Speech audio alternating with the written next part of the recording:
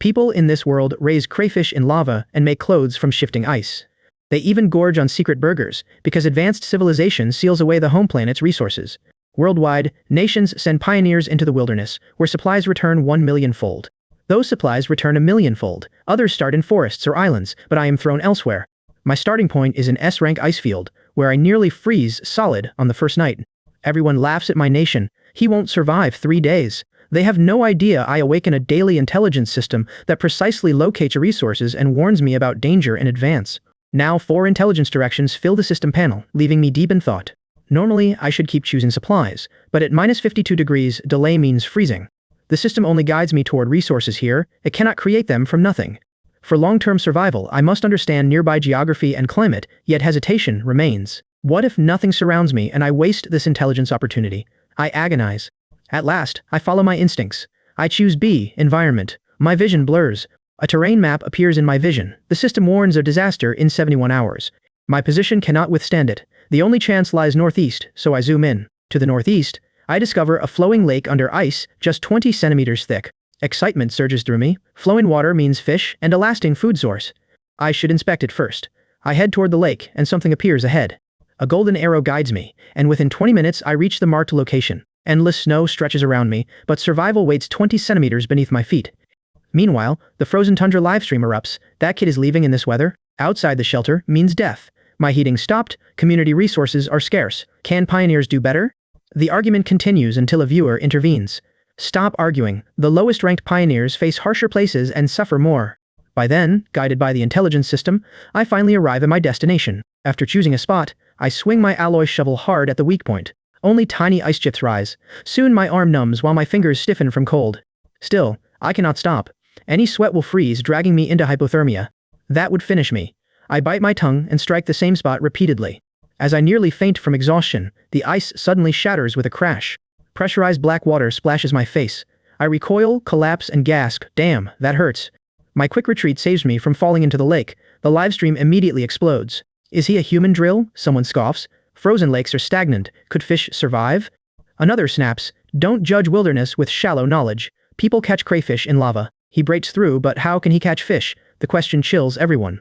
Yet confidence fills me. I watch the newly active water without moving, waiting silently.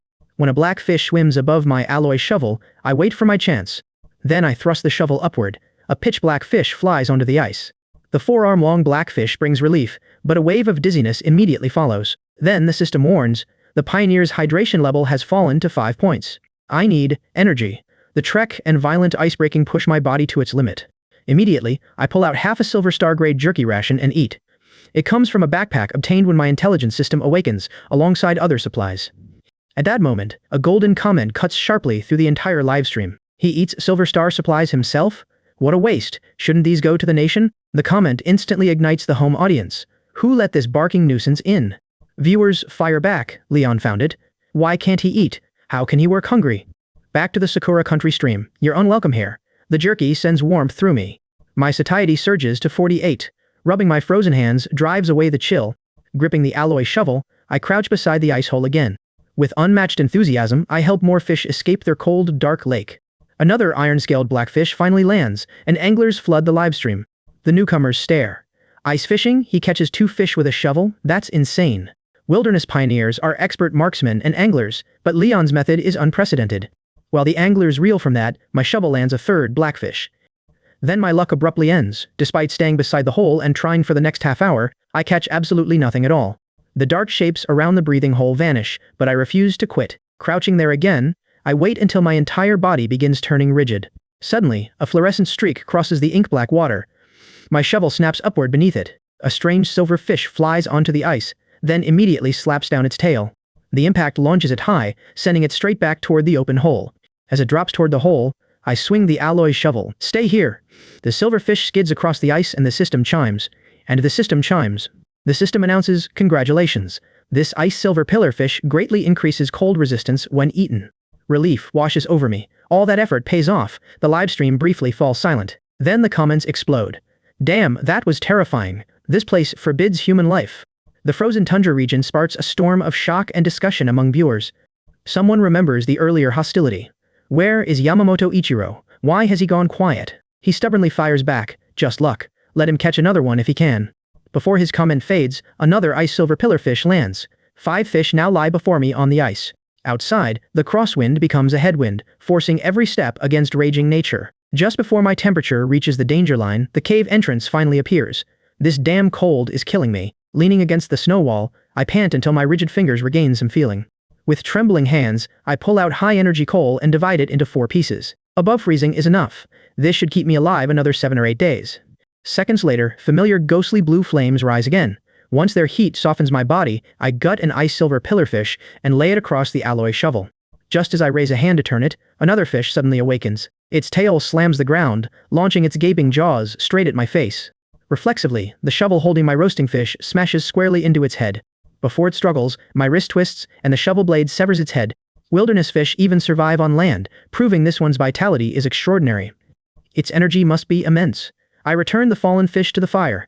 A few minutes later, something indescribable comes from the cooked fish. A hot current clears the lingering cold, and the system displays my satiety. My satiety and cold resistance soar, making me marvel at this rare resource. Even a casual sample is silver star food, and a few bites do this. The slain ice silver pillarfish catches my eye. It can be uploaded home. My parents and younger sister can taste it. My hand presses against the fish. I upload today's catch. The system announces, Pioneer Leon uploads 1 ice silver pillarfish, a first discovery for his nation. Excitement surges as calculations begin using known home planet records. The wilderness world's resources span 5 ratings, from trash tier F to legendary B. Higher ratings reduce returns. The system declares rare resource, 10,000-fold return to the national reserve. The maximum multiplier of 10,000 is almost impossible for me to comprehend. Before I recover from that terrifying number, a second system alert follows. Congratulations, Pioneer. As the first to upload this material, you receive the special reward, a survival blind box. Choose your airdrops tier. 3 virtual boxes, each glowing differently, hover before me, and my breathing quickens. Another special reward activates. Anyone else would probably choose a safer tier. They might pick ordinary or rare, but I have my cheat. Why be afraid? Legendary. My choice is instant. Moments later, legendary survival blind box deployed. Resisting the urge to search immediately, I continue checking the national fortune rankings. My name now breaks into the national top 100. Thrilling me. Higher-ranked pioneers earn better treatment for their families, so I only need to work harder. Special resources can treat my younger sister's eye disease. Then, the system chimes. Pioneer, remain in the top 100 next month, and receive 1 basic body-strengthening fluid. It enhances overall physique. Higher Pioneer rankings truly bring better additional rewards. In 3 months, I can enter the overall ranking of every surviving Pioneer. The rewards there are even richer. Once my excitement subsides, I inspect my stats. I check my panel. Every value is normal, even my temperature at 36.5 degrees. Relieved, I exhale. My reserves have risen sharply. The survival blind box also reassures me. Freezing and starvation are no longer threats. Expecting a better second day, I close the stream, lie down, and sleep. When my eyes open again, the intelligence system has refreshed with 4 options. After brief thought, I choose survival and receive the legendary blind box coordinates. Excitedly, I pump my fist, quickly gather my equipment, and set out at once. Activating the wristwatch stream, I greet everyone. Good morning. Today, I seek the supply drop. After assuring my parents, I face the snowstorm and head toward my destination. After yesterday's 10,000-fold upload, viewer numbers soar as soon as the stream starts. Leon is insane, chasing a death trap airdrop here. This weather kills. Retired Pioneer Dave warns, young man, forget the reward, do only what you can. An intruder sneers, 2 fish invite death. Are this nation's pioneers always arrogant? Viewers erupt. Damn it, those hostile Japanese are here disgusting everyone again. By then, I ignore the comments and follow the intelligence system's golden arrow. Soon, I reach the location. Under 20 minutes of alloy shovel digging reveals a buried metal box. My hands tremble opening it. Silver-white metal components await inside as the system chimes. The system announces, Pioneer, you receive 1 legendary portable polar snowmobile. Taking a sharp breath, I marvel at this incredibly powerful portable transportation tool. I immediately assemble the metal components and stare excitedly at the snowmobile before me. Its retractable cargo rack especially frees both hands, exactly what I need now. Testing the controls, I glide away smoothly while the livestream audience stares dumbfounded. The livestream viewers erupt, that snowmobile is incredible. Can someone still register to join now? Of course, survive frozen deployment, upload rare supplies, then choose a legendary blind box. Meanwhile, racing across the snow feels exhilarating, and I never check the comments. Back at the deployment site, the metal crate becomes my onboard storage chest. Half an hour later, my snowmobile reaches the frozen lake resource area. Today, the journey saves hours and every fish I catch can come home with me. But after dismounting, I find enormous, deep claw pits surrounding the fishing hole. Their depth and spacing suggest an adult snow demon bear. Scanning vigilantly, no beast appears. Last night's fish scent probably draws it here. Today, I need a bigger haul. The catch must sustain me until I find another source of survival supplies. Parking the snowmobile as a windbreak, I swing the alloy shovel through ice. Several fish instantly float up, and my alloy shovel quickly sweeps them ashore. Within half an hour, 3 plump black fish lie ashore. They fill my stomach but lack the silverfish's cold resistance boost. Disappointment sets in until I remember the dark shapes among last night's fish school. Could black fish be their main food? I immediately chop one into pieces. The alloy shovel lowers the chopped bait into icy water, attracting a huge school. Jerking the handle upward, I lift them, but they leap over the shovel's edge. Frustrated, I grit my teeth. Too impatient. Thankfully, the silverfish do not scatter. Instead, even more gather. Dropping chunk after chunk into the lake, I use explosive strength to fling the lured silverfish toward shore with each swing. Several times they land on the ice, only to wriggle straight back underwater. Yet the relentless school keeps taking the bait, and gradually my swings stop missing. Soon, 7 silverfish, weighing about 40 pounds total, fill the snowmobile's metal crate. At full speed, the snowmobile quickly returns me to the familiar snowy slope. After carrying the fish underground, I fold the snowmobile back into storage form. The suitcase-sized block renews my awe at advanced civilization's creations. A ventilation hole remains at the entrance. A small piece of high-energy coal slowly warms the underground shelter around me. My muscles ache and tingle, but the mountain of fish fills me with accomplishment. Today deserves a reward. I roast 1 silverfish for myself over the heat. Minutes later, sweet fish aroma reaches my nose. Swallowing hard, I murmur, "Incredible." After devouring the fish, my cold resistance shoots directly to 20%. So it can keep rising. Excitement surges as the implication becomes clear. Temperatures change suddenly. Stronger cold resistance directly raises my chances of survival. After a short rest, I roast every remaining fish extremely dry for storage. Then the system announces, "Today's supply upload settlement begins in 5 minutes." Studying the fish, I sink into thought. A bountiful harvest normally warrants uploading more. That would benefit national fortune and my family, but the bear's movements remain unknown. The blizzard will continue for days, cutting off any return to the frozen lake.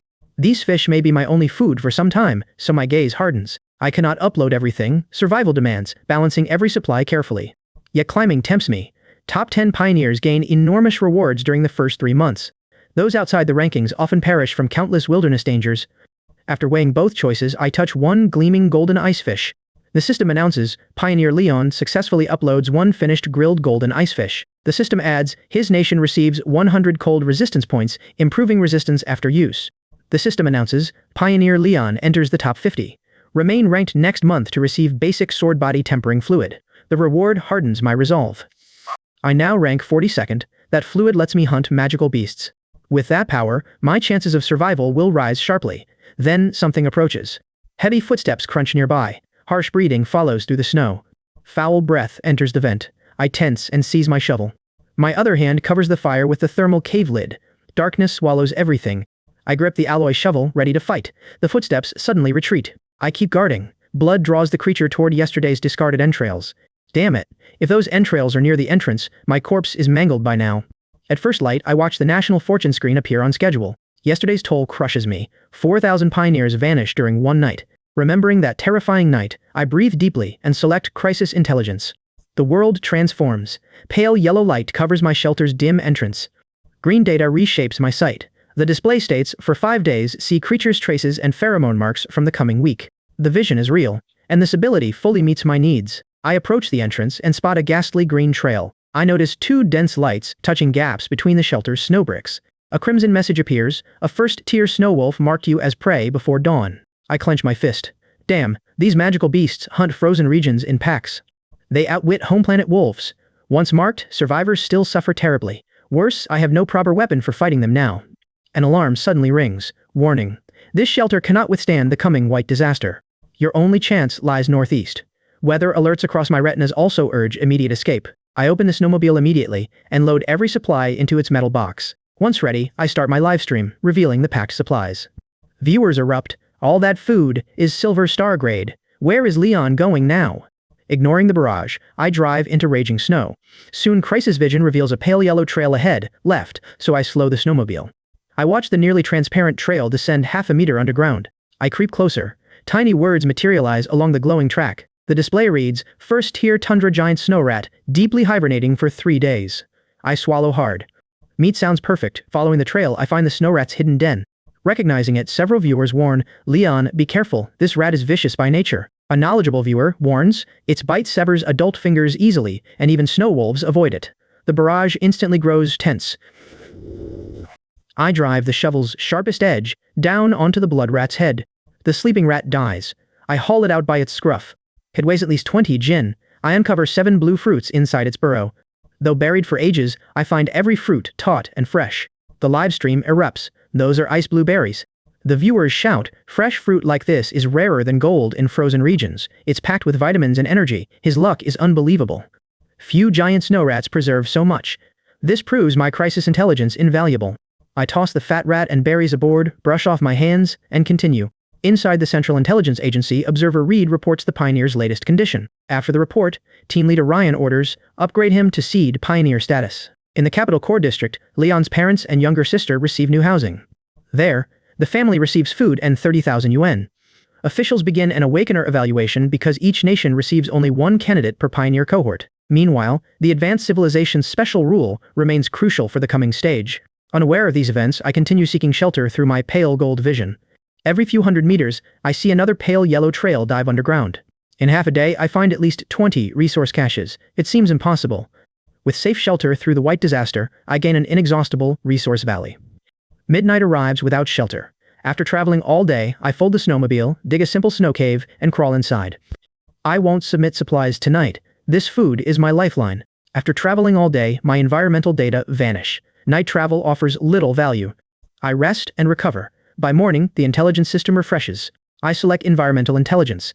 A pale gold 3-dimensional terrain map unfolds across my retina again. The vehicle expands my map's range to 10 kilometers. I see new shelter coordinates, a white 0.5 kilometers left, 15 kilometers right. An orange-red cluster glows coldly. My focus settles on the white point. The system displays shelter details, and I decide immediately. I choose the thermal cave. With the disaster's duration unknown, it saves enormous heat. Broadcast time arrives. Tens of thousands of waiting viewers flood my stream. The chat erupts. Leon now ranks among the global top 10 for stored supplies. The chat gasps. Seriously? Without reading further, I hammer the snowmobile's assist pedals. The wind strengthens by the second. Its resistance drags my snowmobile toward a complete stop. A warning flashes. Thermal cave, 12 kilometers. White disaster fully erupts in 5 hours. Current temperature, minus 50 Celsius. My blood nearly freezes at the words. My exhausted body cannot continue. After thinking, I pull out the silver star grilled fish. 3 fish vanish at once, stunning every viewer. He ate all 3. Viewers recoil. His fullness exceeds the limit. Has he completely lost his mind? Viewers shout, "One fish buys hundreds of homes." Then heat explodes through me. My skin flushes red and releases visible white steam. The system chimes. The system announces, "Ultimate cold resistance acquired." I roar, "Move." My snowmobile instantly surges. I tear straight through the raging wall of wind. I accelerate again, then instinctively glance behind me across the frozen distance. Several kilometers behind me, a white wall rises hundreds of meters, advancing silently. The white disaster takes shape. It hunts my fleeing silhouette across the snow. Every comment screams, "Run!" A warning shrieks, "White disaster in 19-18 seconds." The warning counts 19-18. I peer through ice and spot something ahead. Beneath an enormous ice-sealed rock, orange light leaks out. I recognize geothermal heat. Inside Central Intelligence, Reed watches the live stream. His face turns deathly pale. Last month, a B-grade storm strikes the country. 3 Special Forces champions vanish completely. At headquarters, calculations give Leon almost no chance against this crueler white disaster. Ryan slams the desk. Leon survives. His ultimate physique still gives him hope. Meanwhile, only 400 meters remain between me and the thermal cave shelter. The storm catches me. Its enormous pressure difference nearly strips away my bearings. An unseen force shoves my back. My snowmobile and I nearly take flight. The cave looms close. I wrench the handlebars and shoot through its fissure. The snowmobile and I overturn in the snow, yet my heart settles. Finally, I'm alive. And the row. Viewers flood my unseen livestream. "He survives. Brothers, these tears won't stop." Then rival viewers drift in and sneer. "That is only a slightly larger blizzard." Viewers from my nation immediately answer, refusing to tolerate their insult. My nation's viewers fire back. "Who funds airfare? Those people need removing." As their online battle ignites, a tremendous crash erupts outside my cave. The storm strikes the sheltering rock. Freezing wind pressure begins crushing it. Countless sharp ice spikes burst inward, spreading wildly across every surrounding wall. They race deeper, over walls and ground. Finally, they meet the shelter's heat. Their tips slow and melt against heat from the depths. Then they freeze into a magnificent translucent gate of ice. Now I inspect the S-class shelter. It spans over 500 square meters. Its vaulted ceiling rises over 10 meters. Rubble and raised stone cover everything. Every step proves difficult. I crouch and inspect plants throughout the mysterious hall. Pale mist hangs inside. Droplets seep from cracks and gather into a stream. The stream flows toward dark, unknown depths. For now, I postpone exploring them. Instead, I carry every obstructing stone aside. Then I leap and climb through the maze of strange formations, checking each corner throughout my vast underground shelter. A viewer marvels, such core strength. He crosses rubble like a snow leopard. Viewers from my nation tease, fast? You haven't seen Leon drive, he's our fastest man. The joke races through the comments. Each repetition feeds another wave of teasing. Amid relentless teasing, my live stream ends. The feverish discussion continues without me. Again, I upload no supplies today.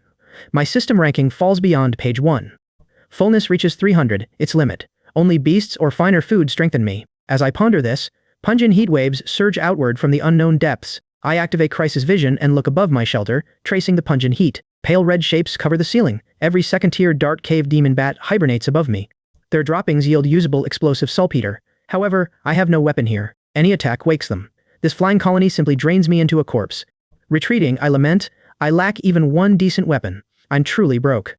At the fresher front of the mysterious hall, I organize supplies and rest. Overnight, my strength returns completely. Now settled, I must map the full extent of my underground shelter first. Using updated intelligence, I scan the environment for other exits and useful resources. Environmental intelligence generates a stunning underground map. My mysterious hall occupies its center. Countless tangled passages descend from it. They form a colossal, shadowy web. While studying it, I spot a pyramid icon radiating an eerie purple light. Congratulations, host. You discovered ruins of a lost civilization. A ruined underground temple lies 25 kilometers below. Visit it for a chance at supernatural abilities. Supernatural abilities? My pupils contract. In the wilderness's early days, pioneers endure harsh conditions physically. In the wilderness, long-term survivors keep evolving. They eventually become true wilderness hunters. Yet I have genuinely never heard of any supernatural power before now. Currently, the 10 strongest surviving pioneers reportedly rival third-tier magical beasts in strength. I decide immediately, I must investigate. First, however, I need a proper meal. So I pull the 2-day-old snow rat straight from its sealed metal box. The stream opens and everyone stares at the rat. That snow rat looks blessed. Damn, he's cooking again. I rest a clean stone slab over my crude stove for my first meal. A high-energy wood chip burns beneath it. I lay the snow rat meat above. Soon, rich meat juices perfume the air. Then I crush 3 ice blue berries. I lift dripping meat only then, coating it in chilled berry pulp. The berry-coated roast enters my mouth, drawing a deep, satisfied sigh. Absolutely incredible. Viewers worldwide, unite in protest. Please, have mercy on us. Who even invents a way of eating like this? Elsewhere, Reed watches the busy pioneers on screen.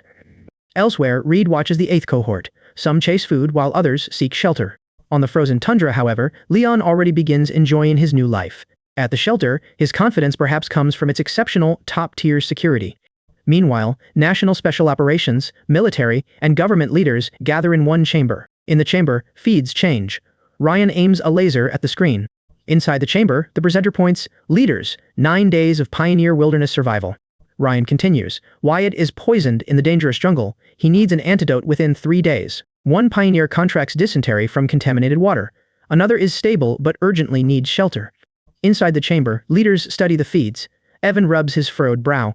Evan asks, How is that tundra kid doing? Ryan suddenly freezes.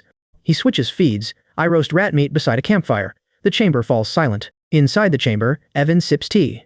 He points, irritated but laughing. Inside the chamber, the senior leader laughs. Other pioneers starve in the wilderness, yet Leon lives comfortably. Everyone voices approval at once. The leaders call me promising. Evan asks, What rating is his shelter? Ryan immediately opens the report. His shelter is level 1, ranked 10th worldwide. In the chamber, a leader proposes, Make him an 8th cohort, apocalypse candidate. Evan's smile fades as he considers it. Promising, but apocalypse concerns national destiny. We need several more days of observation. Meanwhile, I strip fat from the rat. I chop the suet and organs apart. Rich aromas soon fill the stone pot. While everything renders, I slice more than 10 pounds into finger-thick strips. I arrange the meat strips around hot coal. There, they slowly dehydrate. Golden cracklings rise. I pour the scalding fat into a clean stone bowl. I can cook with this fat. It also coats against frost, or fuels light. Using fat efficiently is essential survival knowledge. I nearly master both theory and practice. Next, I spread the enormous blood rat hide across a broad, smooth rock. I turn my alloy shovel into a scraper. Its edge removes flesh and fat. Then I smash the skull, extracting 2 hard incisors and 4 dense leg bones. Their curves look perfect. Once polished, both incisors become naturally barbed fishing hooks. These tools should improve my fishing greatly. I carefully sort every remaining bone. Alerts chime, obtained 5 gin of rat jerky and 1 silver frost rat hide. Another alert follows, obtained 2 ordinary hard rat teeth. Finished, I shoulder my simple backpack. I pack several meat strips and drink blood water. Then I grip my shovel. A pale golden map suddenly crosses my retina. Coordinates appear, revealing a pyramid that radiates eerie purple light and silently beckons me. I decide, the system recommends it, better treasure may await below, so I explore.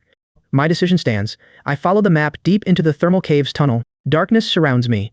Environmental intelligence plots a pale blue safe route across my retina. Faint blue moss provides some light. I still advance calmly through the darkness. Ammonia mixes with fermenting carrion stench. I instinctively recoil from the foul air. Still, my steps never pause. 30 minutes later, the stench reaches its peak. I glance upward and immediately shudder. Dozens of clusters hold thousands of adult Tier 2 dark cave bats overhead. The intelligence system abruptly sounds an alarm. Warning, extreme danger. My pupils instantly contract. I see creatures larger than home planet flies. Black membranes wrap their muscular bodies. Inside the cave, sleeping creatures exude terrifying pressure with every deep breath. Intelligence confirms they are hibernating. Otherwise, even with 100 times my courage, I never advance. Pale shapes pierce the gray-white guano below. Covering my nose, I quietly retreat. Fighting Tier 2 bats without weapons means certain death. Across the livestream, comments suddenly explode. Every message reveals the viewer's undisguised fear. A viewer cries, "God, how horrifying!" Leon retreats just before those Tier 2 beasts awaken. Another viewer pleads, "Why is everything dark? Leon, please remain safe." Inside the tunnel, fungal light fades. Viewers mistake the darkness for signal loss. Back home, over 100,000 viewers hold their breath. Unknown dangers surround me. Environmental intelligence alone guides me blindly through the black tunnel. The ground suddenly plunges. With all light gone, I follow environmental intelligence alone. The temperature surges to 40 degrees Celsius. Sweat instantly drenches my entire body. Sweat-soaked clothes cling tightly. My throat burns. A frost temple shouldn't be this hot. Whoosh! Bone-chilling wind strikes head-on, forcing extreme heat and cold into violent collision. Thick white fog erupts around me. The narrow tunnel disappears from sight completely. I gasp. What the hell? The unnatural temperature difference stiffens me. Retreat tempts me, but the purple pyramid waits only 30 meters ahead. This far in, I can't quit. Teeth clenched, breath held, I charge through fog. My pupils contract sharply. A vast underground circular hall suddenly opens before me. I see a black river crossing the center. Countless humanoid skeletons flank it. Every skeleton kneels in orderly ranks. All face the mysterious hall's central ground. Though only bones remain, I sense their devotion and terror saturating everything. Terror lingers and viewers erupt. Damn human bones, what kind of place is this? Another cry rises. Look, there is light on the wall. The live stream suddenly goes black, unnoticed by me. The signal disappears, but I barely notice. This astonishing sight consumes my attention. From the hall's center, I study an immense 100-meter living mural ahead. I watch multicolored moss weave across its surface. Cave currents make everything undulate. Among them, I recognize ghostly blue warm moss from throughout the thermal cave. I see green moss form a feminine face. Only 2 black hollows remain. Those abyssal eyes coldly overlook me. One glance strikes my brain like a hammer. Nausea suddenly overwhelms me. Countless chaotic whispers begin ringing inside my ears. I think, this is bad. Then my consciousness freezes for an unknown span. My bloodshot eyes pull me toward the mural. My consciousness enters an icy void. An ancient female voice thunders inside my soul.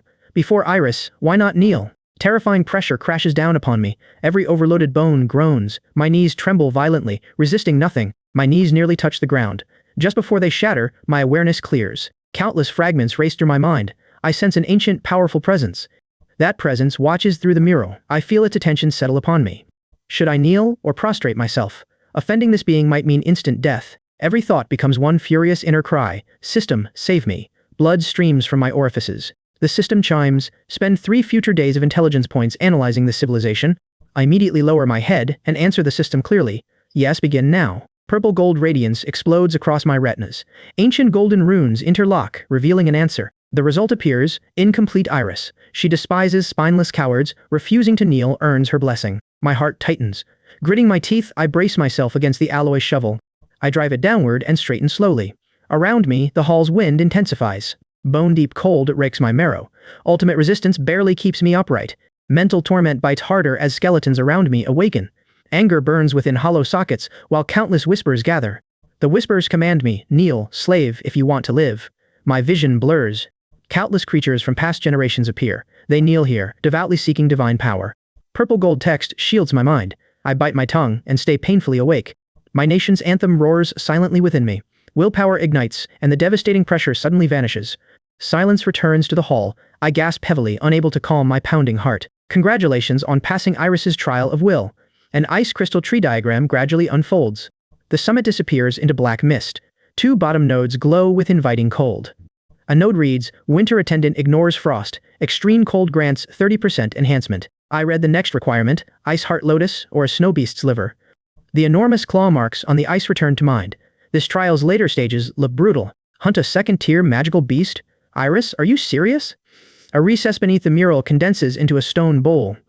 The system reveals Iris's reward, transforms mortals. It greatly strengthens cold resistance. I step forward without delay. Then I draw the entire reward into my body. Scorching power erupts inside me. Moments later, my body feels stronger than ever. My strength and vitality surge dramatically. I savor this sudden transformation.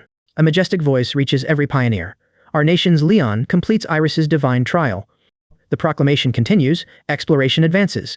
Phase 1, wilderness survival, is now complete. Worldwide, the advanced civilization proclaims, Phase 2 begins soon. Prepare for the apocalypse struggle. My livestream comments freeze for several shocked seconds. Then they erupt, holy crap! An advanced civilization announcement? This is humanity's first, and Doxia's Leon caused it. Another viewer marvels, on day 1, his name already echoes worldwide. What incredible prestige! At the bureau, 2 observers sweat coldly. Leon survives and causes this upheaval. He clears in 10 minutes. Others remain trapped there for days and nights. Soon, a red secure phone summons them to the highest level meeting. Inside the strategic chamber, Evan looks grave. All leaders have received the apocalypse struggle rules. Phase 2 begins in 20 days. Every nation must select 1 apocalypse bearer. The leader continues, first, the nation gains direct 2-way communication with its bearer. Second, deploy pioneers within 3 kilometers of the bearer's coordinates. The room erupts. Amid astonished murmurs, Evan nods deeply. Wilderness survival's logic has completely changed now. This is national base building, no longer solo survival. The nation has only 3 surviving pioneers. Its apocalypse bearer demands careful selection. Meanwhile, every survivor sees the national rankings change. The 8th cohort's ranking rewards refresh completely. A fiercer contest now begins. Fitness and nutrition liquids vanish. Dark golden rewards replace them throughout the ranking. First place grants the Overlord Bow. The nation's environment improves 40%. Second, gets Titan armor. Third, a vehicle. 4th through 10th get medicine. Even 100th place's reward grows tenfold. These stakes genuinely tempt me. Wilderness ranged weapons are easy to make. They cannot pierce magical beast hide. That legendary weapon offers protection. After the white disaster, I must chase top ranks. Sudden hunger strikes me. Advanced cold resistance drives evolution, demanding enormous energy. I devour jerky atop bones in the mysterious hall. Nothing makes me feel full. Drowsiness soon overwhelms me. I sleep against the rock wall, completely defenseless. In the darkness overhead, the mural seemingly awakens. Iris's hollow pupils tilt downward. Overhead, a woman murmurs, interesting little fellow. I awaken 3 days later. I stretch. Stiff joints creak loudly. My hand reaches toward the leather bag. Searching for food, I shout, where is my jerky? Why is everything gone? I only eat half my fill before sleeping. While I puzzle, the system assistant's prompt sounds. Today's intelligence has refreshed. I ignore the choices and open my national fortune profile. A single sleep somehow grants advanced cold resistance. I squeeze my arm in disbelief. My muscles feel tighter than before. Warm power surges beneath my skin. Back on day 1, my body easily withstands blizzards without down clothing. Even during the white disaster, I survive outside. I last roughly 1 hour. Surely nobody in 8th cohort withstands cold better. What a cold-resistant genius. Then my smile freezes at the lower right corner. Beneath my abilities, an incongruous black tag appears. It reads, Under Iris's gaze. Every advanced civilization tag I know shines golden. Survivor, Leader, and Master Hunter gleam. I have never seen black before. It resembles a curse or negative effect. Fine. Since my body feels normal, I keep Iris's mysterious mark enshrined for now. My ranking worries me more. 3 uploadless days send me plummeting. I fall beyond 3,000. Opening the 8th cohort's ranking, I see the leaders uploading immense supplies. Lists race endlessly past. I ask, is the wilderness world their backyard? Do they treat the wilderness world as their backyard? Beside them, I'm penniless. 2 fish remain, but no jerky. The few ice blueberries hardly satisfy me. Satiety reaches 500, yet I lose 10 points each hour. I rub my growling stomach and sigh, System, please save this poor child. The entrance remains blocked. Fighting second-tier monsters inside means risking my life. My last hope is the intelligence system. I choose supplies without hesitation. Golden light flashes across my vision. Flowing data forms a vivid green coordinate. The message reads, "Rare survival box buried 1.3 meters below here." I spring upright. The previous legendary box yielded a fate-changing reward. This box is rare and blue. Underground, it could still save me. This barren place turns any such prize into timely relief. I'm rich. Best of all, it is inside the shelter. Some unknown explorer failed to open it, leaving it for me. The coordinate freezes my smile. It lies deep within the second-tier bat nest. I turn stiffly toward Iris's portrait. After 3 silent seconds, I howl through the cave.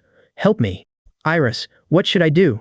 Meanwhile, my stream remains black for 3 days. Online, millions watch 24 hours daily. A viewer cries, "Leon sleeps 3 days." A prominent viewer's golden comment cuts through. "His energy is depleted. He is resting. Stay calm." Across the nation, that message calms viewers. Foreign viewers immediately begin mocking them. All that popularity, yet such a low ranking. This pioneer deserves no traffic. Malicious comments flood the screen. Everyone expects the blackout to continue indefinitely. Then a faint electrical crackle sounds. The dormant stream finally lights up again. "Welcome back, Leon." The missing man returns. Their frenzy bewilders first-time visitors to the stream. Once the image clears, comments briefly pause. Then a fiercer wave erupts. Is Leon using a beauty filter? His skin looks exactly like white jade. I wave at the camera. "Morning, everyone. Today I explore that Batcave." Compliments roll past. I brush my cheek and find smooth skin. My body also feels much firmer. Every muscle brims with explosive strength. Is this Iris's divine gift after heartbreak? I leave the mysterious hall behind. Then I climb along the rock wall. The stench intensifies. Deep red monster traces gradually appear across the nearby ceiling. They warn of approaching danger. 2 hours later, the second-tier bat nest appears. This blind box must be an explorer's relic, carried home by hunting bats. Though the prize is close, I refuse to charge blindly into their nest. Instead, I lie flat at the entrance and study the terrain.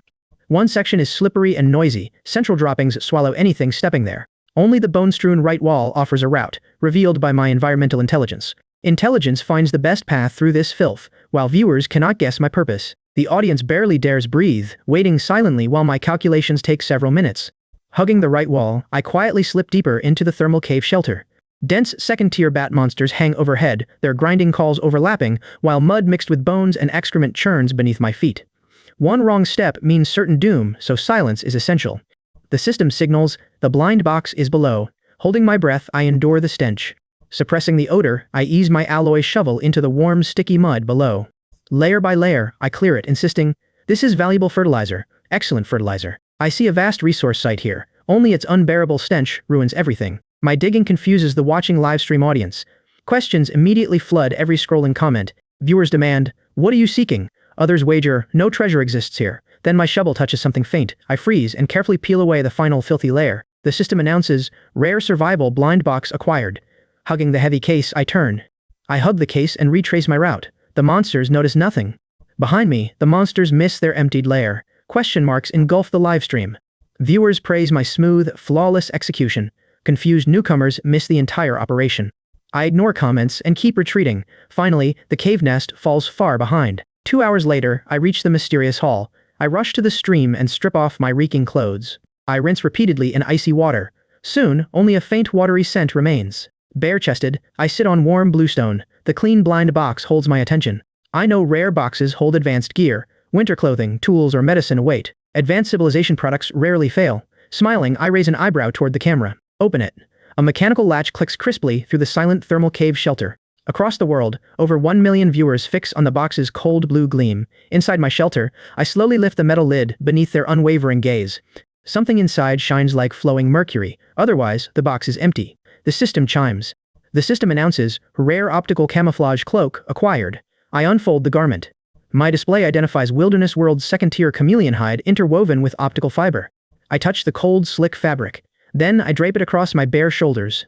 The cloak shapes itself around me. Even my face disappears beneath it. A faint tremor passes through the cloak. Watery ripples cover my screen image. 1 second later, my entire body vanishes completely from view. Online, the comments explode.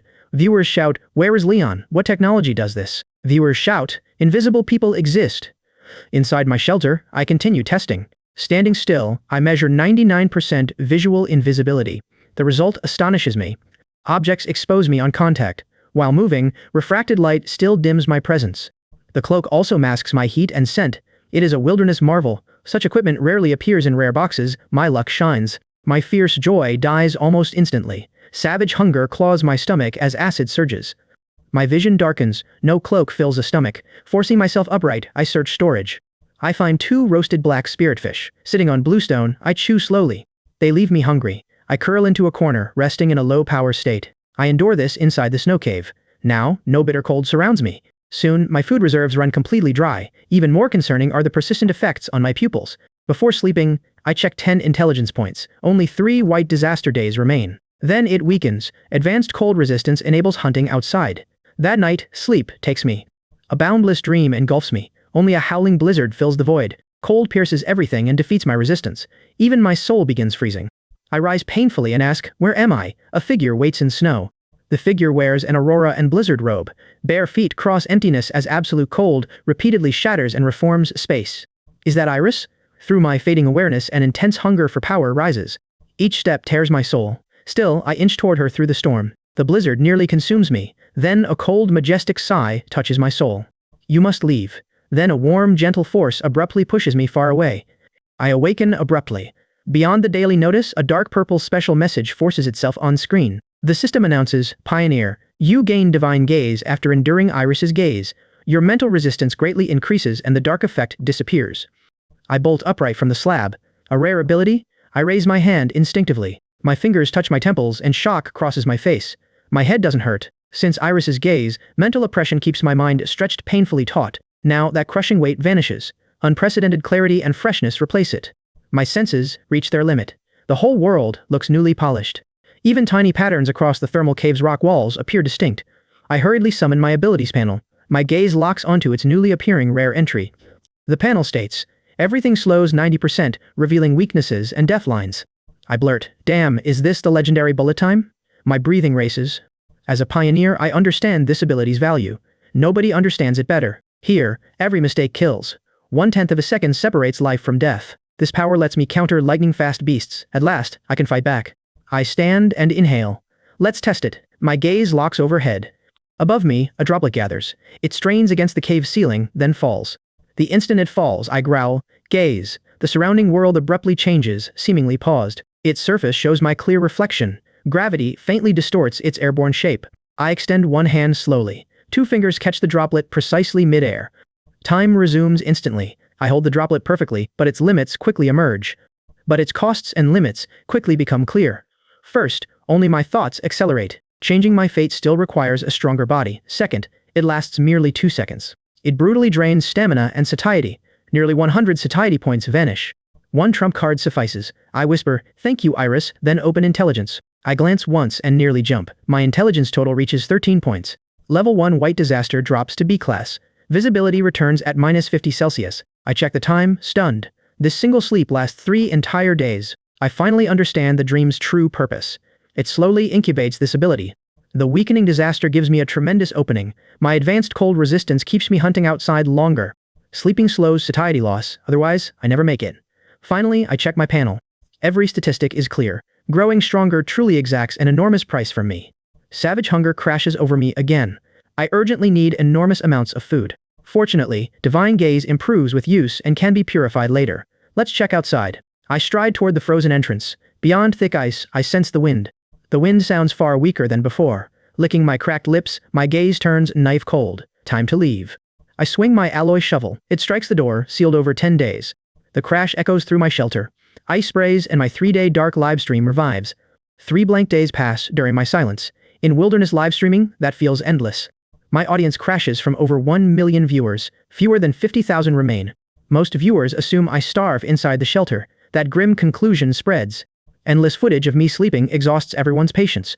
Only loyalists and curious passersby leave scattered comments. A viewer asks, Leon, use camouflage, steal bats? Another warns, they're second-tier monsters. Another viewer jeers, is Leon advancing? He's skin and bones, just leave. A viewer tells me, Luke neared the plane. Daisy built a mining base. He's still digging ice. Hunger must be forcing this gamble, but outside means death. Longtime fans fall silent with worry. I drop outside the top 5,000. My icon sinks among countless gray portraits. It resembles a brief meteor fading into darkness. I ignore the livestream and focus on the icebound door. The half-meter door groans under strain. Web-like cracks spread across its surface.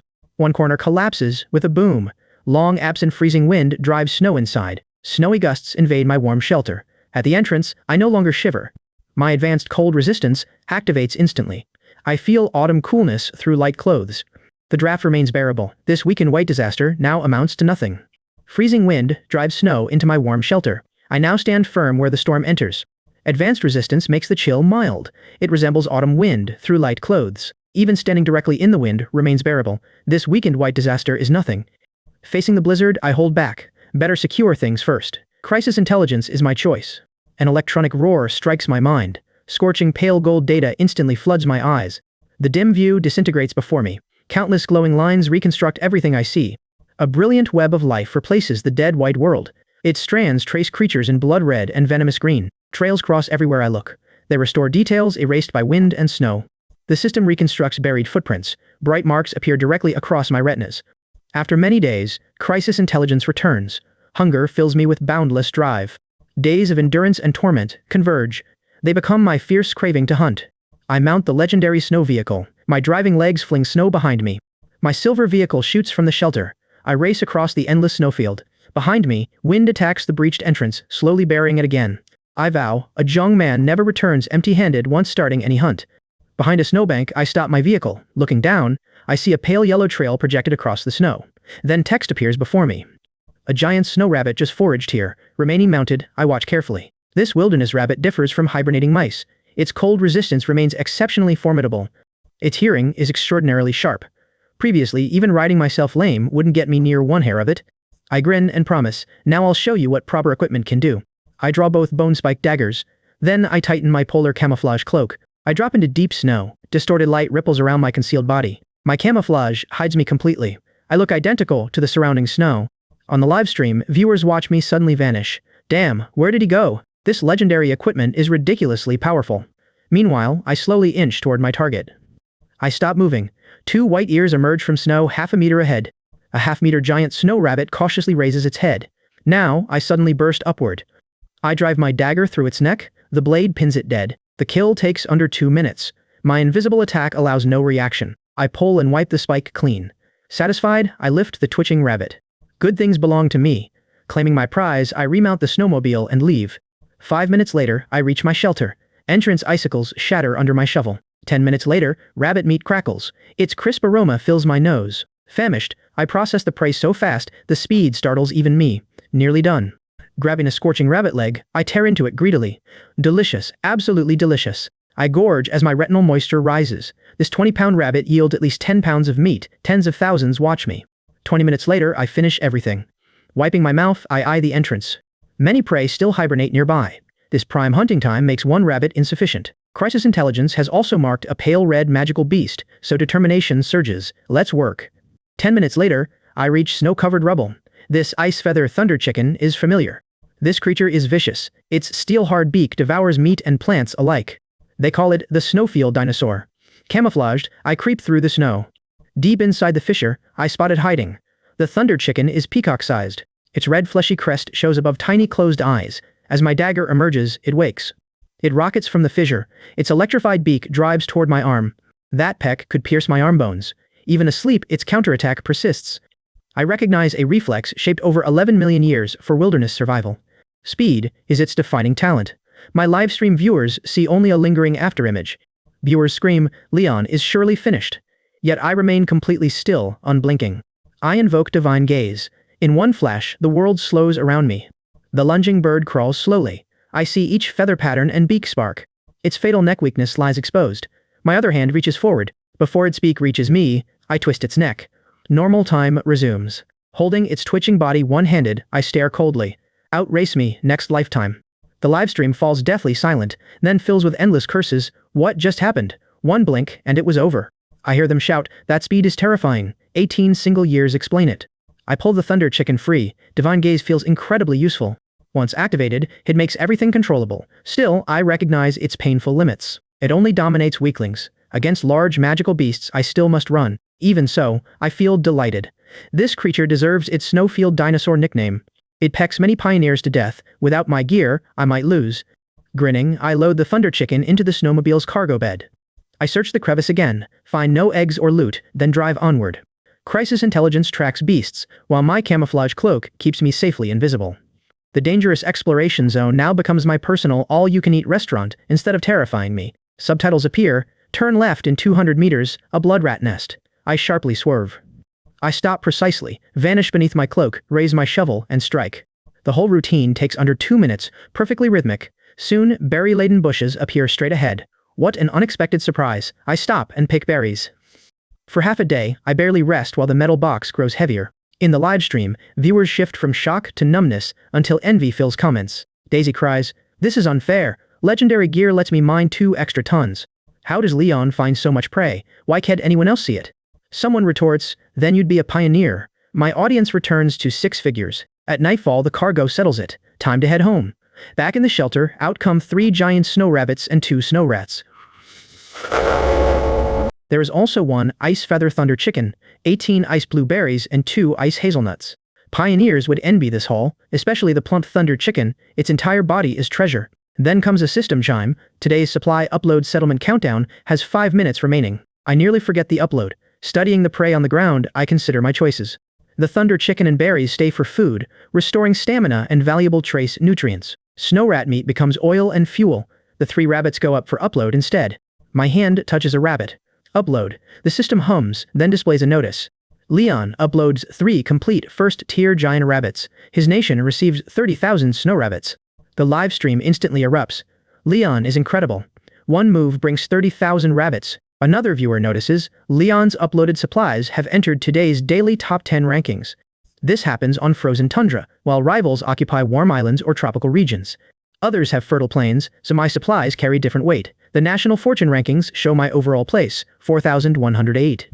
Frowning, I think, only 5,000? This haul should reach the top 1,000.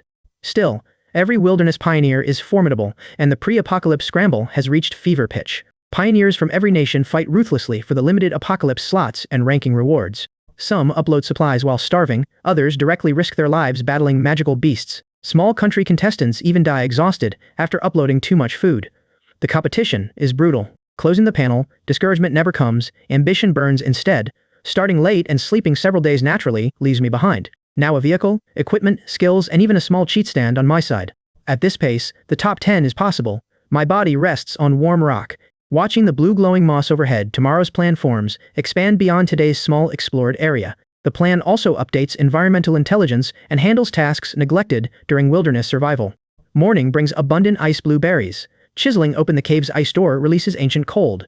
None of that matters. Processing yesterday's ice feather thunder chicken completely consumes my attention. Claws included, it measures 4 feet, unlike home planet poultry. Even dead blue feathers gleam with cold metallic light.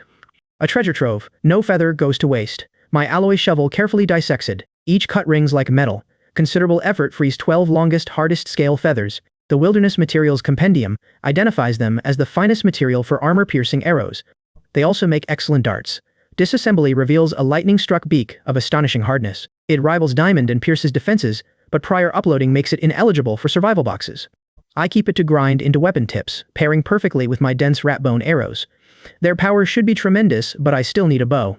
The rare purplish red meat is heavily marbled, yielding fully 20 jin, enough for days. Haul cleaned and hands washed. I open intelligence. The white disaster is weakening. Stockpiling is now paramount. With 13 points left, I choose option B, environmental intelligence. A pale gold 3-dimensional map fills my vision in greater detail. 3 kilometers northwest of the thermal cave shelter, green points illuminate a depression. It is an iceberry resource grove, already ripe. A resource site is waiting. Eating meat daily leaves me short on vitamins. These berries could mean unlimited fruit.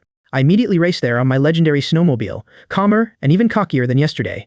Crisis intelligence paints every red and green trail with perfect clarity across my vision. It feels like a deity's view. Snow demon bear tracks ahead. Right force a detour. Egg yellow tracks mark a snow rabbit. My camouflage cloak hides snowmobile and rider. Soon, my bone spike kills 3. The destination appears quickly. Who says this tundra is barren? They simply look in the wrong place. This snowy hollow blazes with tangled yellow, green, red, and purple trails. Closer inspection shows most tracks are 20 days old, predating the white disaster. Only snow demon wolf tracks are 3 hours old. Temporarily safe, I decide to work fast. After digging 2 meters, I finally break into a cavity. Pulling open the entrance reveals snow-blanketing low shrubs, their bare branches laden with crystalline blue berries.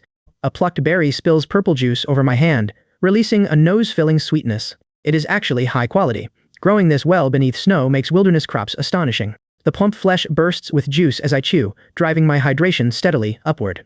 Seeing that, I inhale sharply. Damn, am I rich now? Huge blue berries fill the screen, purple juice streams between my fingers, stunning viewers. The comments race past in disbelief. Damn, those aren't berries, they're obviously apples. Another viewer cries, damn, our nation needs fruit most, recruit Leon immediately. Ignoring them, one thought consumes me, every berry comes home, or sleep is impossible tonight. This 3-meter sinkhole prevents throwing, berries bruise, while repeated climbing drains stamina. Using the intelligence map's terrain structure, I locate a suitable spot. I swing my shovel. After several ringing strikes and 10 minutes, the excavation is complete. A meter-wide, gently sloped U-shaped chute emerges, packed snow and drainage grooves finish it. The simple ice transport ramp is ready, so I drag my snowmobile into the shrubs. Moving so fast my hands blur, I pick only berries with the deepest color and greatest size. An egg-sized berry seems lacking. Too small, forget it. I casually toss it aside. A fish-sized replacement comes next. Time is precious, so only the finest qualify. Viewers agonize. Don't throw it. Pass that one here. Small is perfectly fine. Pure boasting. Leon, you've changed. You once licked 10 berry bowls 3 times each. 20 minutes fills the metal crate with at least 120 jin. Each berry carries abundant nutrients and water, plus the power to cleanse the body. Pushing the snowmobile up the ramp, I plan to unload and return. All day, my ant-like shuttling links the Iceberry Resource Grove and Thermal Cave Shelter. The final tally exceeds 500 jin, yet several thousand berries remain. Thousands remain, but dusk approaches and the formerly hostile wolf pack still threatens. I conceal the cave entrance, erase my tracks, and ride the loaded snowmobile back. Back at the shelter, I light coal, set the stone pot, and cook. Half an hour later, rich aromas fill the thermal cave shelter, tormenting viewers. Viewers howl, how delicious. Luxury food streaming. What promised 3-day, 9-meal starvation? Their anguish means nothing. My whole attention rests on the fall-apart chicken stewing. 10 minutes later, berry gel coats the meat, thickening every drop of broth. I immediately pop in a piece. Savory chicken fat and berry sweetness explode. Heat enters my throat. Satiety increases 50. Trace lightning, high energy vitamins absorbed, physique slightly enhanced. At those words, my eyes widen. Even a small physical enhancement is real. So this is growing stronger by eating. Amazing, though weaker than ice silverfish. When time permits, I must search the frozen lake again. Then the system interrupts. Today's resource settlement begins in 5 minutes. I reserve enough food and supplies. Then I upload all 300 jin of remaining ice blue berries, triggering another prompt. The system reports, Leon uploads 300 berries for my nation. The protagonist's nation instantly receives 3 million jin of ice blue berries as resources. Across every home planet livestream, the golden ranking refreshes before 1 billion viewers. My stream instantly regains 1 million viewers, whose comments blanket the screen. Top 10. Yesterday he ranked beyond 4,000. Today he storms the finals. 3 million jin? How many berries is that? Ignoring the uproar, I inspect rewards. The global top 10 receive a second-grade multi-function tactical backpack and 2 bottles of advanced physique fluid. My eyes brighten. These rewards are excellent. This backpack is a minor wilderness world wonder, built using ingenious special metal folding technology. Outside, it resembles an ordinary hiking pack. Inside, it holds 200 liters. Its insulation prolongs food freshness, making outings convenient. The advanced physique fluid also impresses. 1 bottle grants a first-realm beast's physique. The ranking still shows Luke first. He keeps pace by uploading 1 large catch daily from fish-rich coastal grounds. On the rankings, a coastal pioneer easily holds second by beachcombing daily for food in resource-rich waters, while another takes third after killing a badly wounded, disabled second-tier beast. Everyone seems to board the rankings first, claim rewards, then develop further afterward. Their starting points are enviable. Thankfully, my advantage keeps this wilderness world survivable. Now resources are found and temperatures rise, life can only keep improving steadily. My nation's other promising pioneers have all survived the dangerous opening period too. Wyatt's uploaded haul consists entirely of insect eggs, venom sacs, and similar things. Can that stuff be eaten? Maybe when starving, but it cannot compare with chicken. Finally, my resource panel confirms an abundant harvest, fit for someone truly formidable. That empty old panel looks disgraceful. Exhausted after the whole day, I collapse asleep. Soon, a murderous, anguished wolf howl pierces the thermal cave shelter's thick ice door. Trouble. Awake instantly, I grip the alloy shovel, staring at the sealed ice. Thankfully, the pack circles nearby instead of blocking my door, then gradually retreats. At dawn, reflection hardens into a decision: retrieve those remaining thousands of jin. On the way, several vivid, sickly green tracks catch my eye. The system explains, last night, they merely passed through while patrolling their territory. Relief loosens my chest, though only slightly. Vigilance remains essential. On the way there, I casually kill 2 wandering snow rabbits. Everything goes smoothly until I arrive, and the sight chills my heart at once.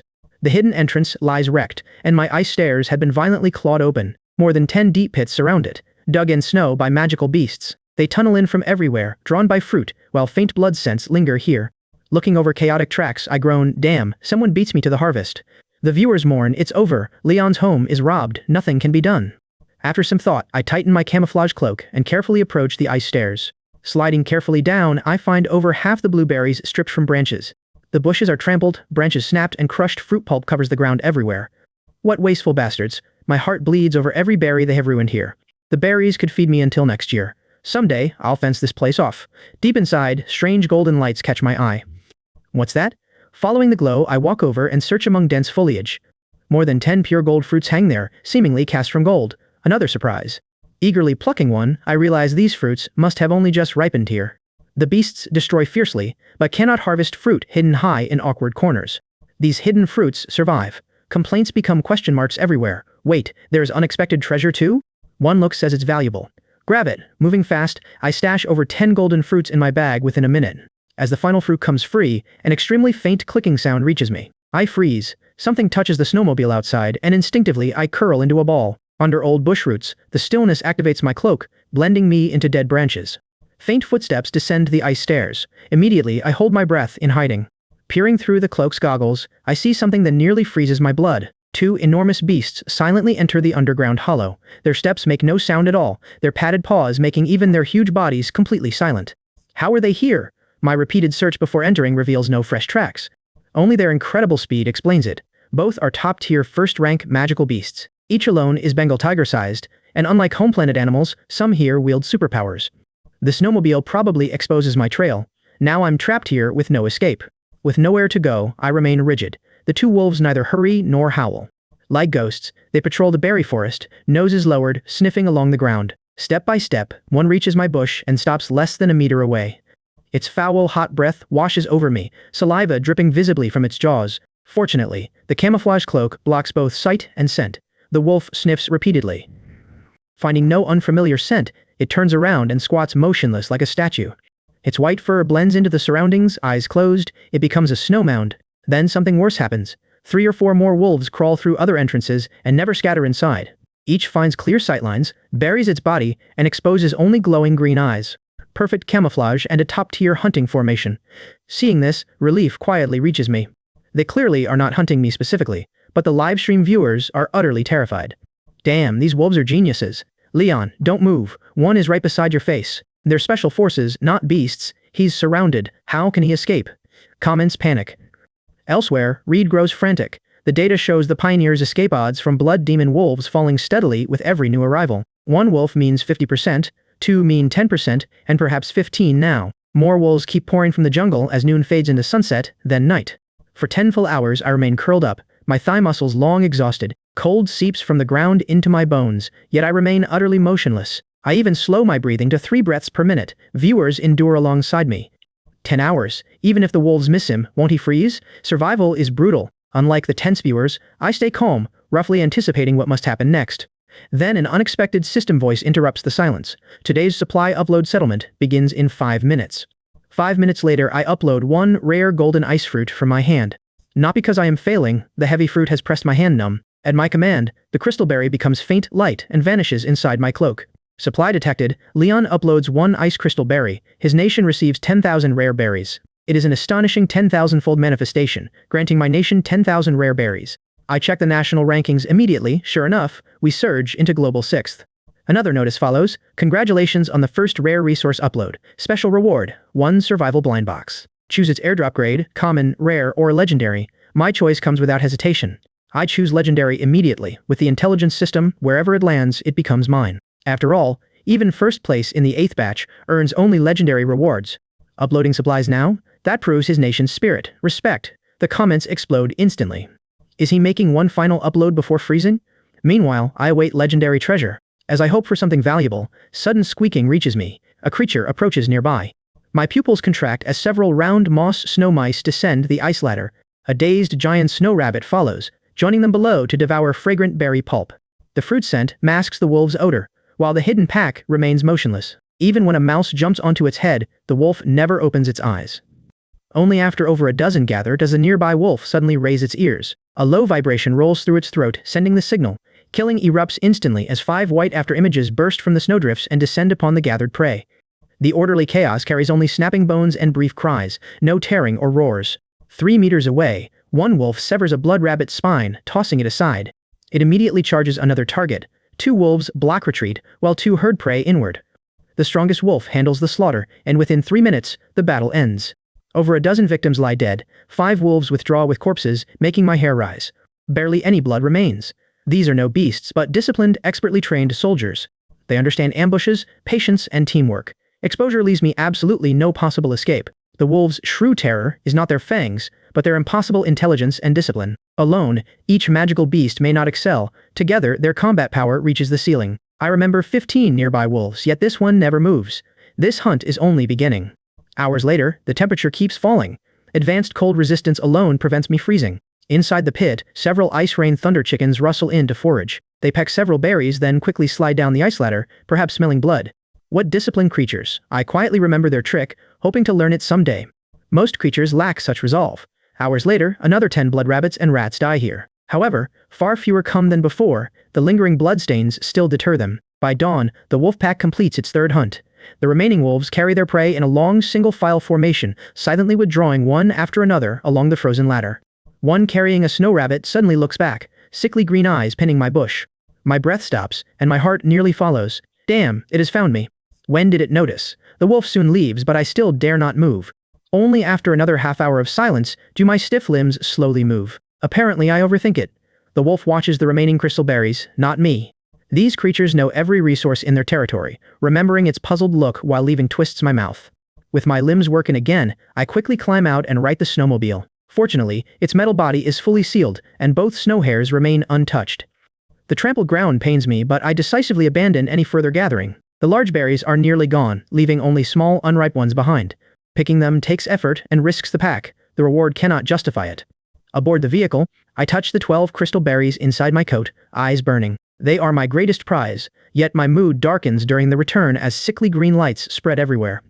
They cover every safe area within 10 kilometers, all moving in territorial patrol patterns. What is the pack doing? Clearly, roaming freely is no longer possible. Inside the safe lava cave, my nerves relax. Blue fire illuminates the berries. Each matches a ripe peach, with beautiful golden patterns across its skin. Still, feeding myself comes first. After working all night, I truly deserve a reward. Staring at the pot filled with thunderstruck chicken, I indulge myself and toss in 3 berries. Golden juice merges into the broth like liquid gold. No tart berry sweetness appears. Instead, a restrained, profound medicinal fragrance rises. As the flames intensify, something miraculous happens. No white steam leaves the stone pot. Instead, a faint but distinct silver glow floats through the soup, circling endlessly. The system announces, Silver Star food obtained, crystal chicken soup. I wait until it cools. I devour every drop of golden broth and tender chicken. Boiling magma seems to fill my stomach as violent energy erupts in layers. It surges through my veins into every limb, making every cell tremble. The system declares, high-tier Silver Star food consumed, cold resistance upgraded to advanced, muscle density slightly increased, bone strength slightly increased. A long white breath escapes me. Clenching one fist produces sharp cracks. Explosive blazing power fills my entire body. This feels incredible.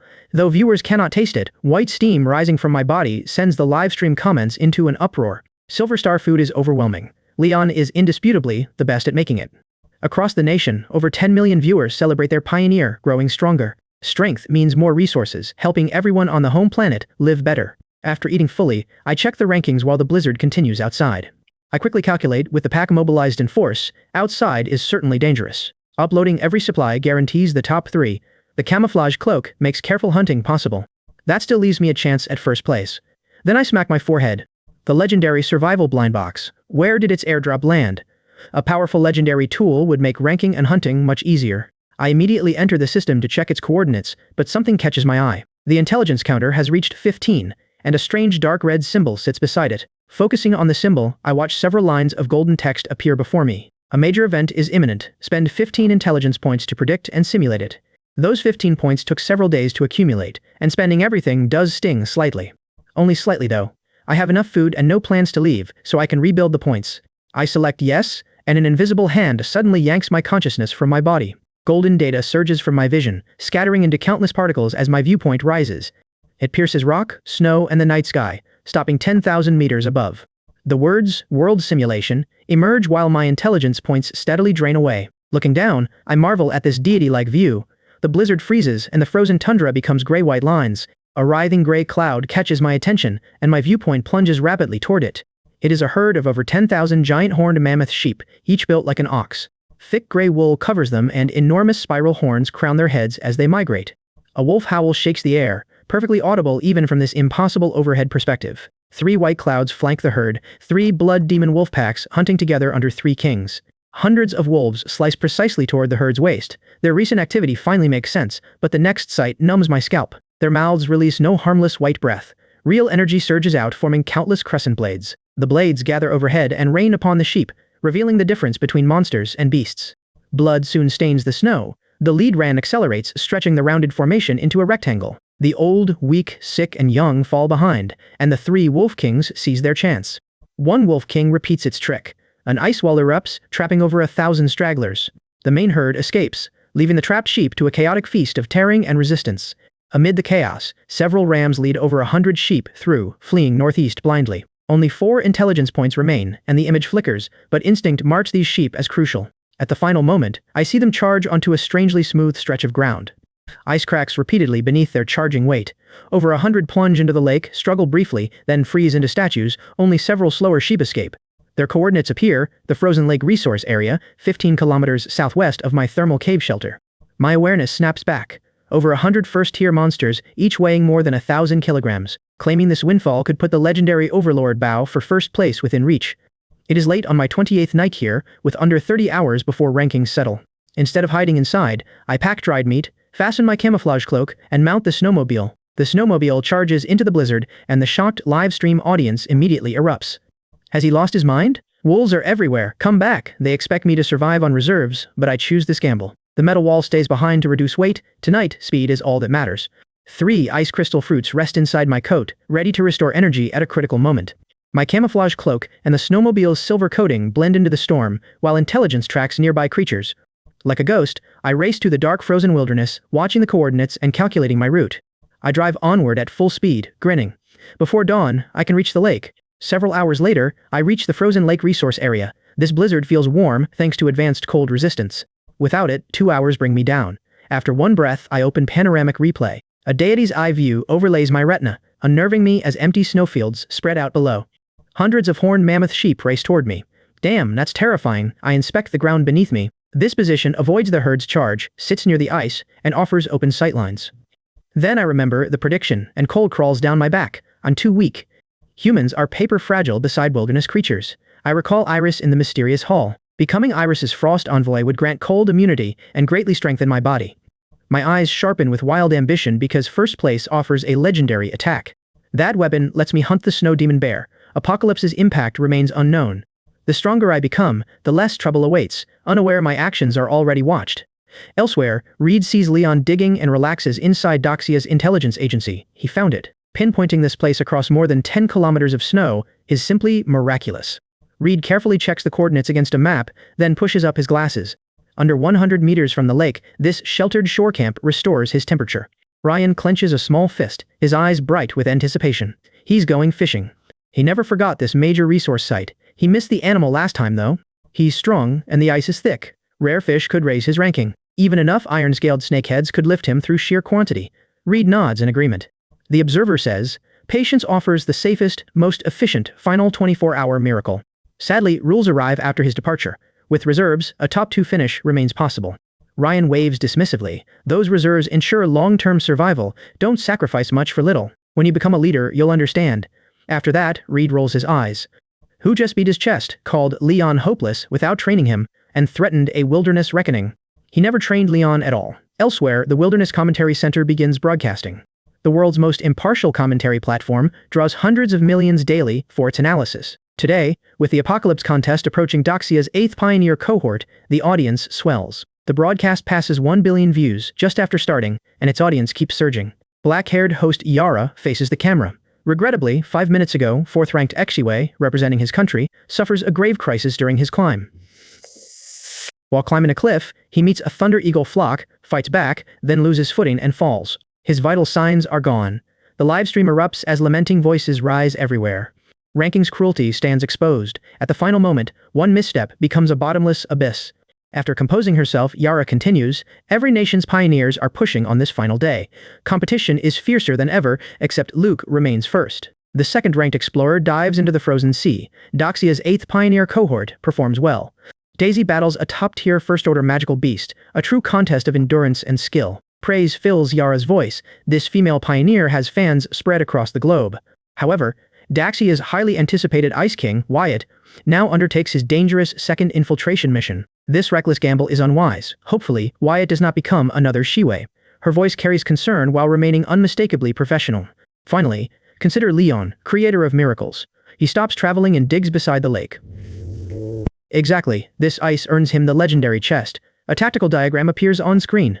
Yara turns to veteran expert Tyler. Tyler, what do you make of this? Tyler strokes his chin. This is wise. Leon chooses the field he knows best. Ice fishing is safe and profitable, reliably steady, though it lacks explosive potential. Still, he may emerge as a dark horse. Foreign viewers erupt. Some call him devious, others admire him and crown him the fastest man in the frozen tundra region. Unaware of that title, I finish the snow cave within half an hour and crawl inside. The lost giant sheep are coming. Fishing? In this cold, no sane person fishes. Simplicity is my survival secret. The intelligence system chimes. This month's intelligence has refreshed. I save it for my shelter, where I can locate the legendary chest. After the chest lands, I curl inside the snow cave, eat, and doze off. Driving all night exhausts me. Sometime later, my live stream erupts. So he is fishing. We fear the master is recklessly messing around. Last time, the master casually lands over a dozen fish. Surely, hundreds await now. As time passes, viewers slowly realize the truth. The master is sleeping soundly. Now that is an elite pioneer's composure. Today is the ranking's final day. So what? The master sleeps whenever he pleases. Still, he sleeps like a baby. With only 12 hours left, I wake and stretch outside the snow cave. I retreat into the snow cave and keep hiding. The intelligence agency must be frantic, with only 12 hours remaining before uploads close. I rank 10th, and inaction will cost that place. Yet, I calmly wait. Later, Wyatt steps into danger, takes a poison needle, and collapses unconscious. Daisy battles a giant ape in the pit. Her calf is wounded, strength fading. Bad news keeps arriving, but I remain still. With 5 hours left, rankings implode. At Switzerland's Wilderness Commentary Center, Yara cries, a minor nation's contender discovers shell treasure. The contender rockets into 3rd, while 10th-ranked Sato overtakes me and sends me tumbling. I land 11th, outside the top 10. Sweating profusely, Tyler insists he is surely preparing something enormous. The rules trap him. Officials immediately cut Tyler's microphone and drag him away. Foreign viewers jeer, he is a cowardly turtle. Doxia faces complete elimination now. Their taunts reach me, but mean nothing. With 3 hours left, Wilderness broadcasts darken. Just 1 second before my own feed turns black, its image suddenly convulses. A thunderous roar erupts. The ground shakes as though something underground is turning over. I press against the snow cave's viewing slit. 10 minutes later, hundreds approach. Giant sheep charge straight toward my frozen lakeshore hunting site. Seeing them, I silently rejoice over my choice. The herd's charge is more terrifying than imagined.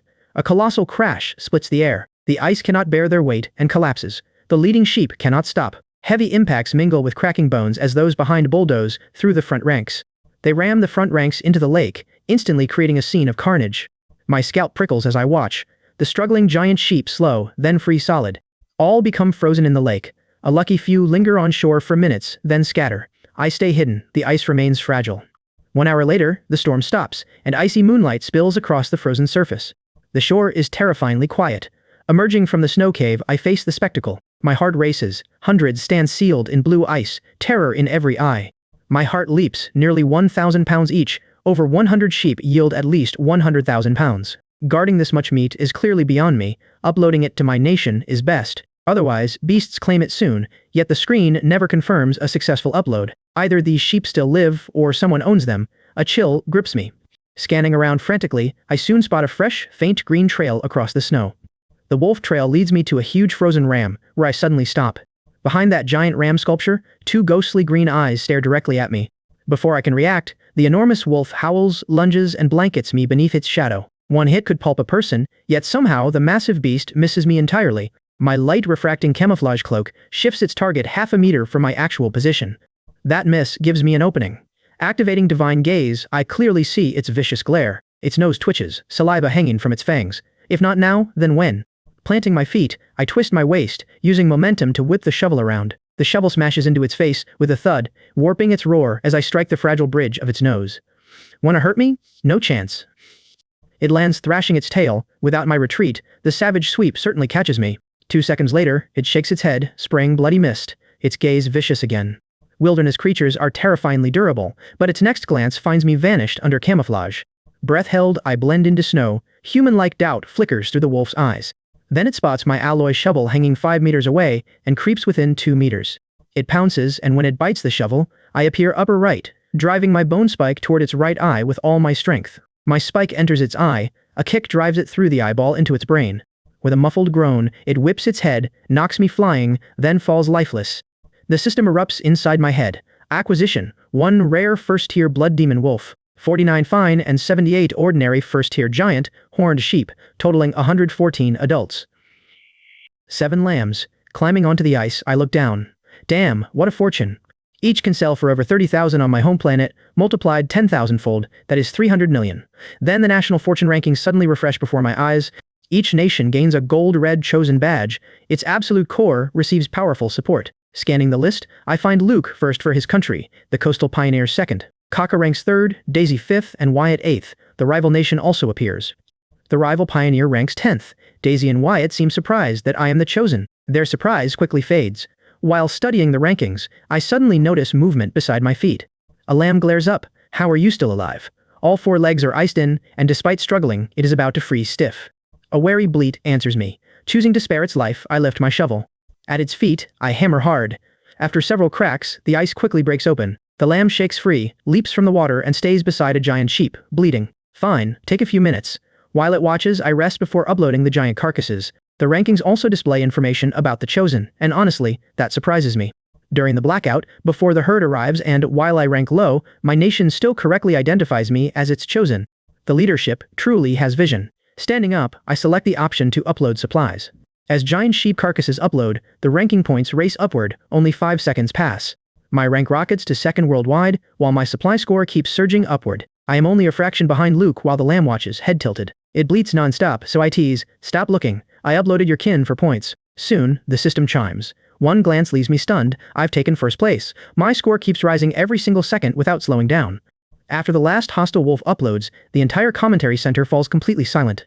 Across the home planet, skeptical viewers finally accept my weather controller status without argument. Then, across the home planet, everything falls silent as the system announces ranking rewards.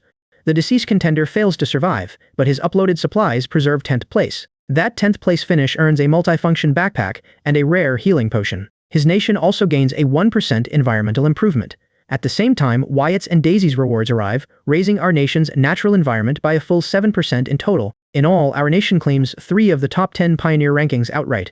Foreign viewers burn with envy. God, why are they all from that nation? Another viewer points excitedly. Look, their temperatures are warming and air quality is excellent. How enviable. If only immigration were possible. That legendary potion can revive the dead. The world's most anticipated announcement follows.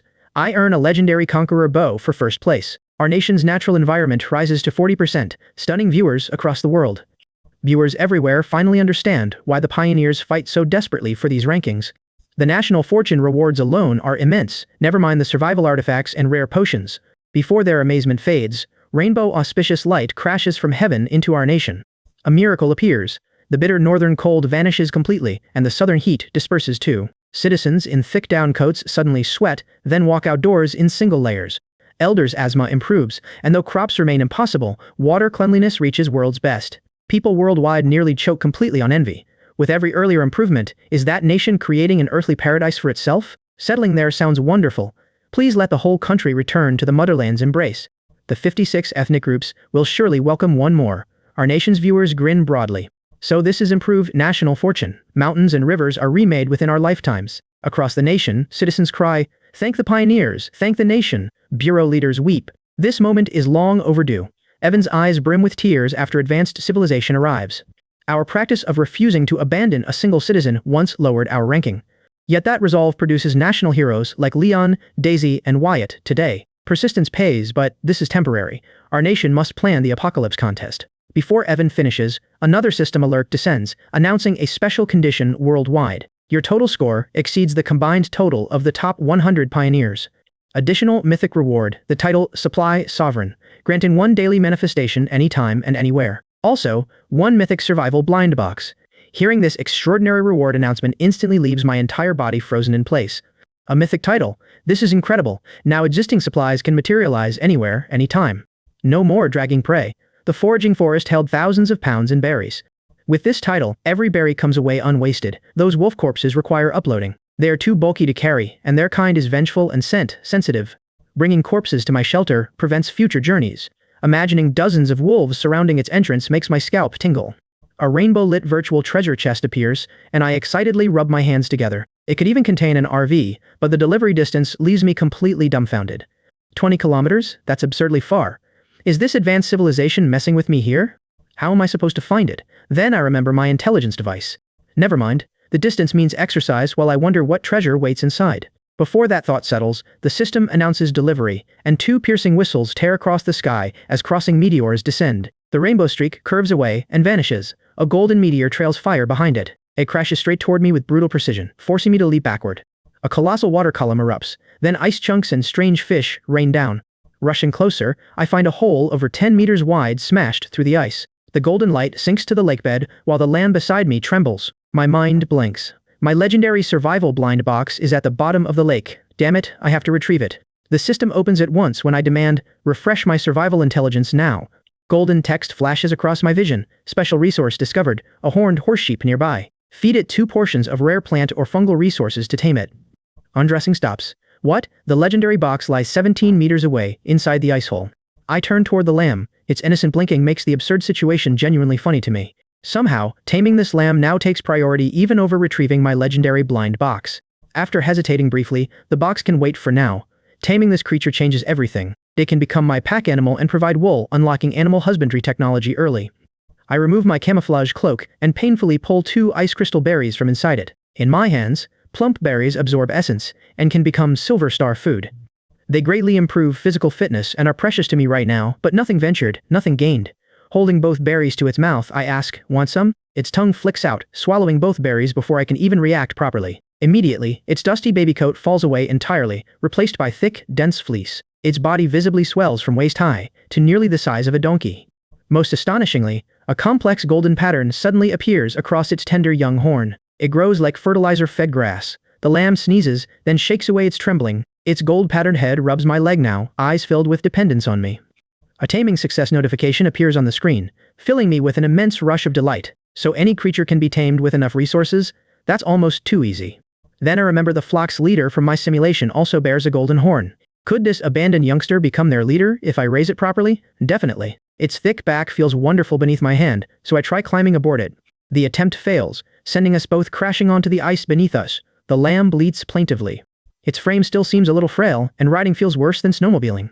Patting its head, I decide, you'll pull my sled. Your name is Kyle. Kyle, guard my clothes. I'm diving down, retrieving something, then coming straight back. Under Kyle's curious gaze, I inhale deeply and plunge naked into the black opening. I expect bone-piercing cold, yet the water feels comfortable instead, even slightly warm. Outside, temperatures stay 50 to 60 below. Beneath the ice, water nears 0. My advanced cold resistance makes this feel like a winter hot spring. I steady myself underwater and glance back. A clear escape route appears overhead. Once it checks out, I dive deeper as the light steadily fades.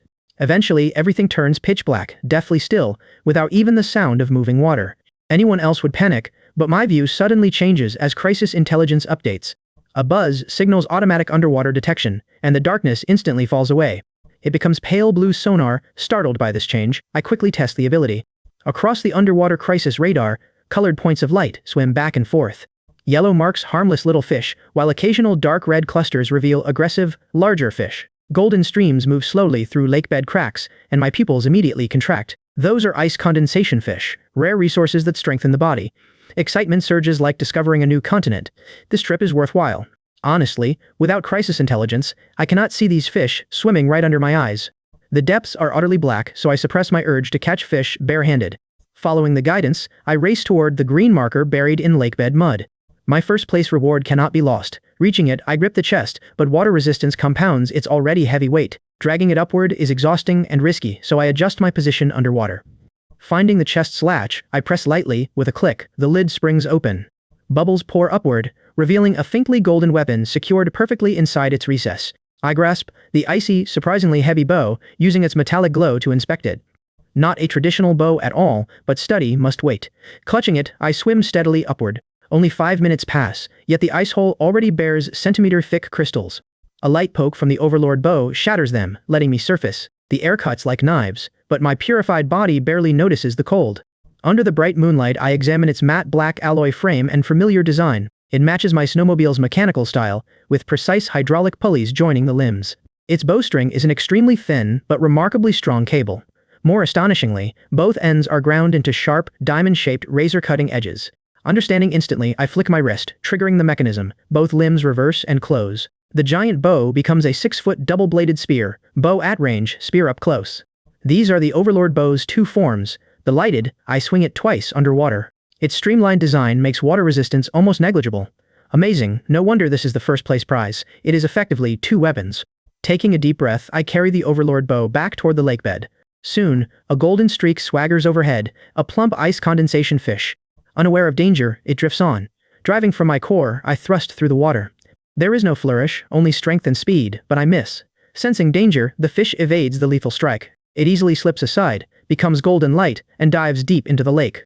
Rare resources truly are different. I cannot handle it yet, so I choose another target.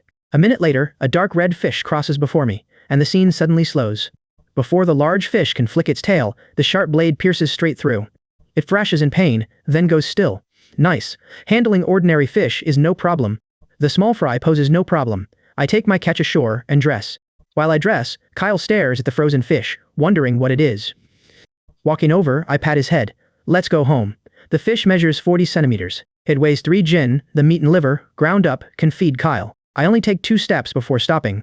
The earlier impact heaves lake water upward.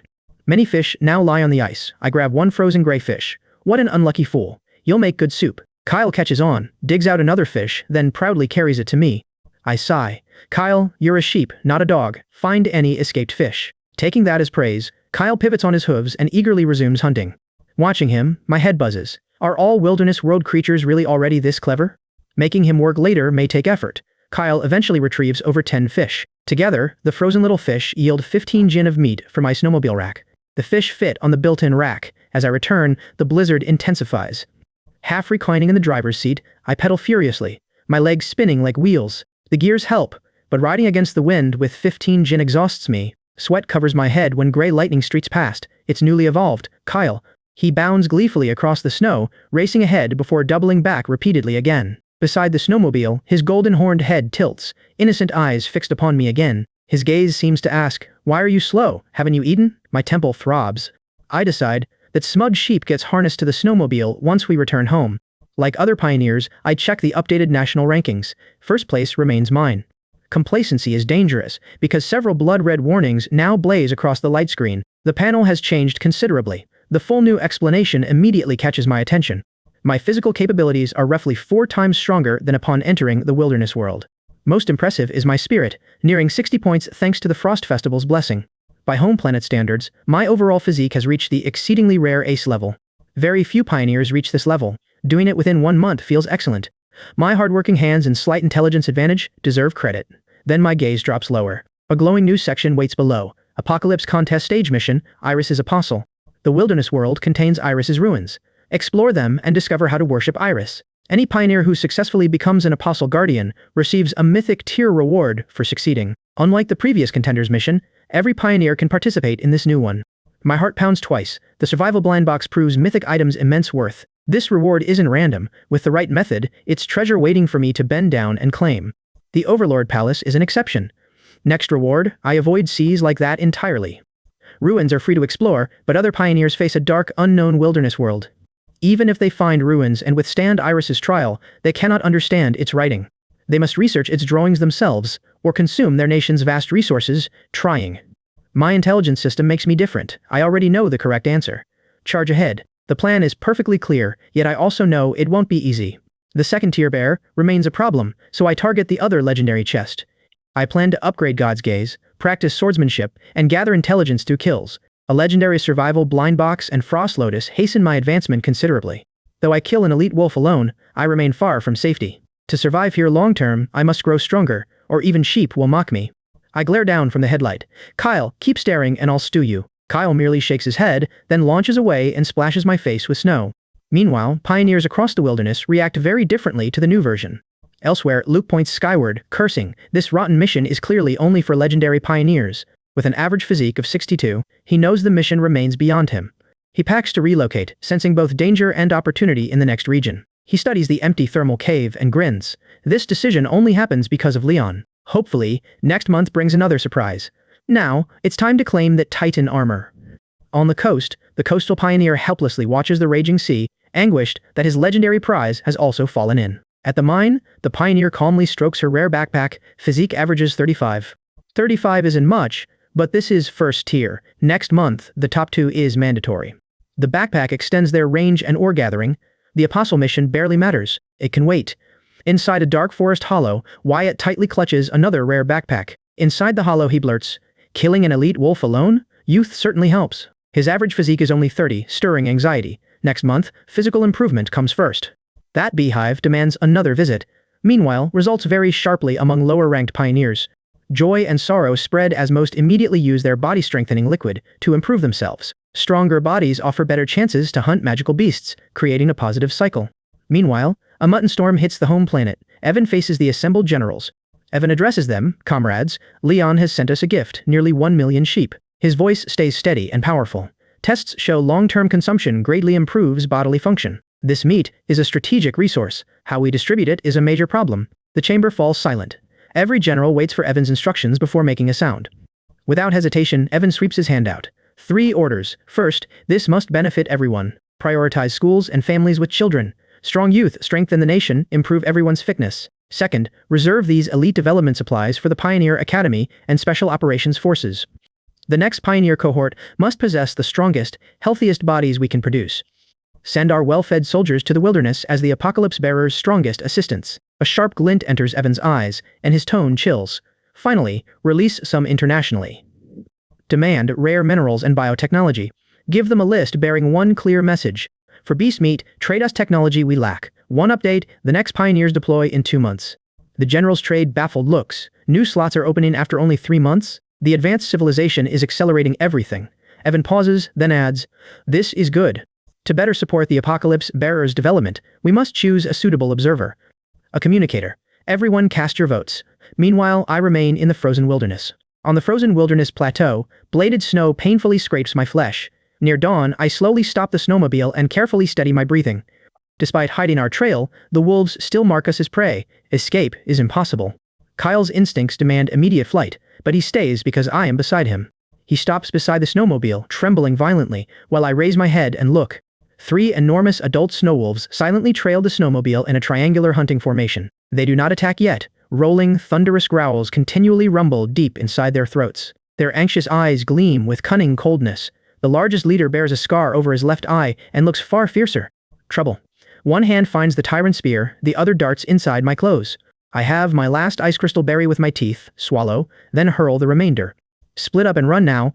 They tracked my fresh wolf kill, not Kyle. Pack predators of the wilderness world can detect their own kind's blood with precision. However carefully I clean myself, traces remain. Kyle understands the wilderness world's brutal laws. He gulps down the remaining berry. Its violent energy seems to ignite his blood, and he immediately plunges headfirst into the raging blizzard. Without looking back, he races away.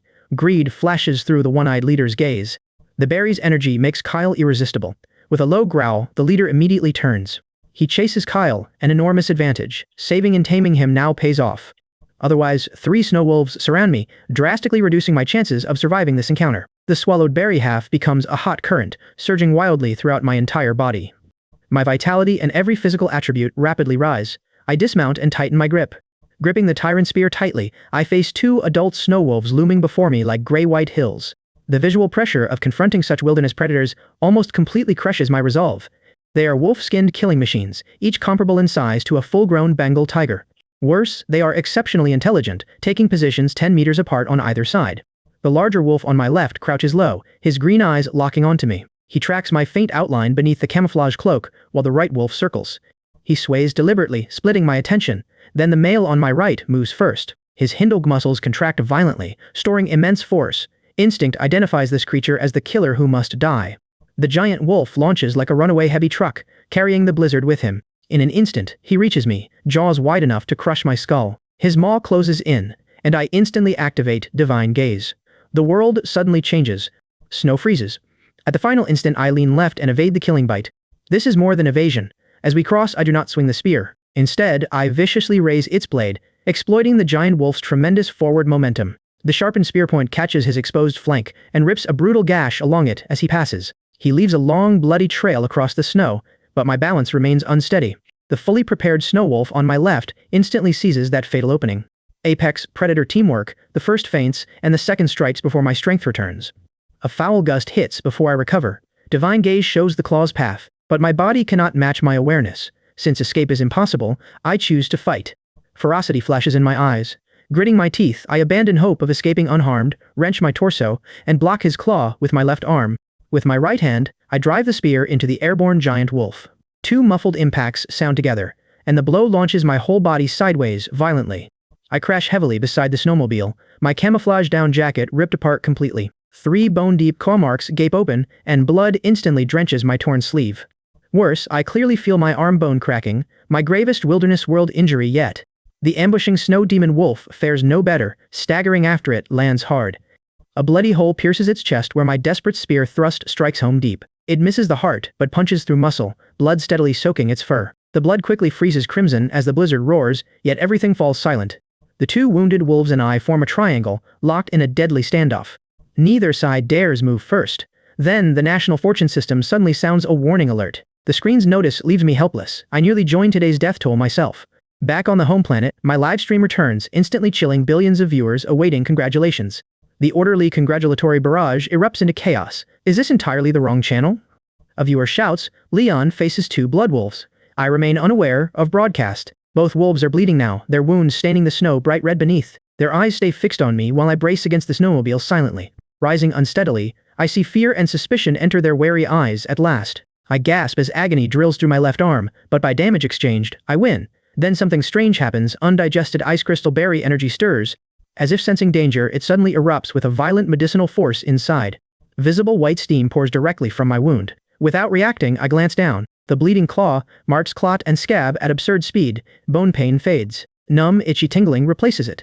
This is the ice crystal berry's special healing power. Relief hits. These berries work. No wonder Kyle evolves quickly after eating one. Across from me, both intelligent wilderness wolves witness it and freeze in shock. Their throats rumble low and deep as though conferring, in this wilderness world, wounded weakness means death. Finally, they exchange a look and unexpectedly signal their retreat from the battle. Both beasts back away facing me, then turn and vanish 100 meters off. Only after confirming they are gone do my legs buckle beside the snowmobile. Cold sweat soaks my back. Clever beasts, they refuse to linger at all. Yet regret lingers, with greater strength. My slash could gut that wounded wolf. The other seems crippled. Such wounds kill on the home planet, but top wilderness predators heal terrifyingly fast. Without the Overlord bow, armed only with an alloy shovel, I die here today. The blizzard still howls as my heartbeat finally settles. Then, I look up. My environmental intelligence display adds a fresh green dot to the retinal 3-dimensional map. It flashes steadily toward the frozen lake resource area. He's alive. That's wonderful. Relief comes, then suspicion. That green point's movement is far too flamboyant entirely. It traces S-curves, snaps through sharp reversals, even charges deep red danger zones before racing out. Calling that positioning is generous really, he's showing off. Of course that little fellow has nerve. My mouth twitches as understanding lands. Kyle is naturally hardy, perhaps his group abandons him for being too young. Kyle actually benefits from disaster, 2.5 ice gold berries strengthen him. Now he strolls freely through danger. For humans, ice gold berries unlock evolution. Their effect on native creatures like Kyle must be stronger. Safety comes first. Once Kyle's safety is confirmed, a prompt appears. Today's intelligence has refreshed. I casually choose option A, only checking on those people from before. One glance reveals a surprise. This month's intelligence offers a legendary survival blind box. 300 meters northeast, buried half a meter beneath the snow. It's close. Since it's on my way home, I mount the snowmobile. Its engine hums. Its silver body arcs through the blizzard, racing northeast toward the buried prize. Meanwhile, viewers back home watch me slump beside the snowmobile and finally breathe. Dense comments flood the livestream. Damn, that weapon can actually switch between different forms? Dual mode divine technology. Another counters, forget it, Leon drives off 2 blood demon wolves alone.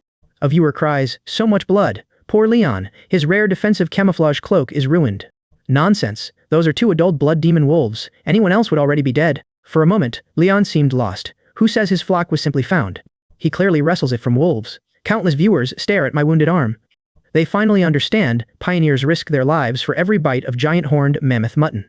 Nothing in this world comes free, not even 1 bite of mutton. At the Intelligence Center, Reed studies my horrifying wounds and viewers' shocked, grieving comments. His eyes redden slightly. He clenches his fist until his nails nearly pierce flesh. Finally, Reed grits his teeth, ending his despair and making a firm decision. Leon's observer must help our nation's flames secure a foothold in the frozen tundra. He softly types, "Keep going," then immediately returns to analyzing the incoming data. 10 minutes later, I reach the icy hunting valley. Fierce wind threads through shattered ice pillars as my alloy shovel bites rapidly toward the coordinates. Only half a meter down, the shovel rings against something hard, unmistakably metal. I lever upward, exposing a dark gold chest made from some unknown metal. Intricate wilderness patterns cover it, radiating something sacred even amid the raging snowstorm. I dare not open it here, so I rack it and mount up. Beyond lies the giant iceworm habitat. This place is too dangerous to linger. Returning, that watched chill crawls up my spine. Behind me waits the wolf pack. My injured arm throbs as my hands grip the handlebars. These wolves bear fierce grudges. Their exceptional noses mark me completely, yet they only follow from far behind. 20 minutes later, I burst back into the thermal cave and brace a lever.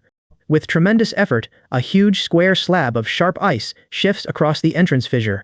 It seals the cave entrance tight. I shovel loose snow into every gap, pour cold water over it, and let the brutal cold freeze everything into an unbreakable barrier. Atop the floor's thick blood rat hides, my body finally collapses. That was close. More wolves followed me back, but the shelter's intimidating aura prevents their attack. Still, remaining inside the shelter for a while is clearly necessary. My taut nerves finally loosen. Bone-deep exhaustion overwhelms me after driving day and night, then fighting wolves twice. My energy is utterly spent. Even the newly acquired legendary blind box remains unopened. My head droops and I fall dead asleep, unaware that the home planet erupts online over my wolf battle and legendary treasure. International opinion splits, however, as a Swiss wilderness commentator adjusts his glasses. Pointing at my bloodied arm, he declares, Leon defeating 2 wolves is miraculous. But strategically, this is completely wrong. The pack lives together and holds grudges. Now they will besiege his shelter, preventing resource gathering. He will remain trapped. He will miss the second month's rankings. Foreign viewers agree until Yara interrupts. She announces, our station has learned that several countries formed an international information monopoly alliance. The livestream explodes. Nobody expects this turn from nations recently singing another tune.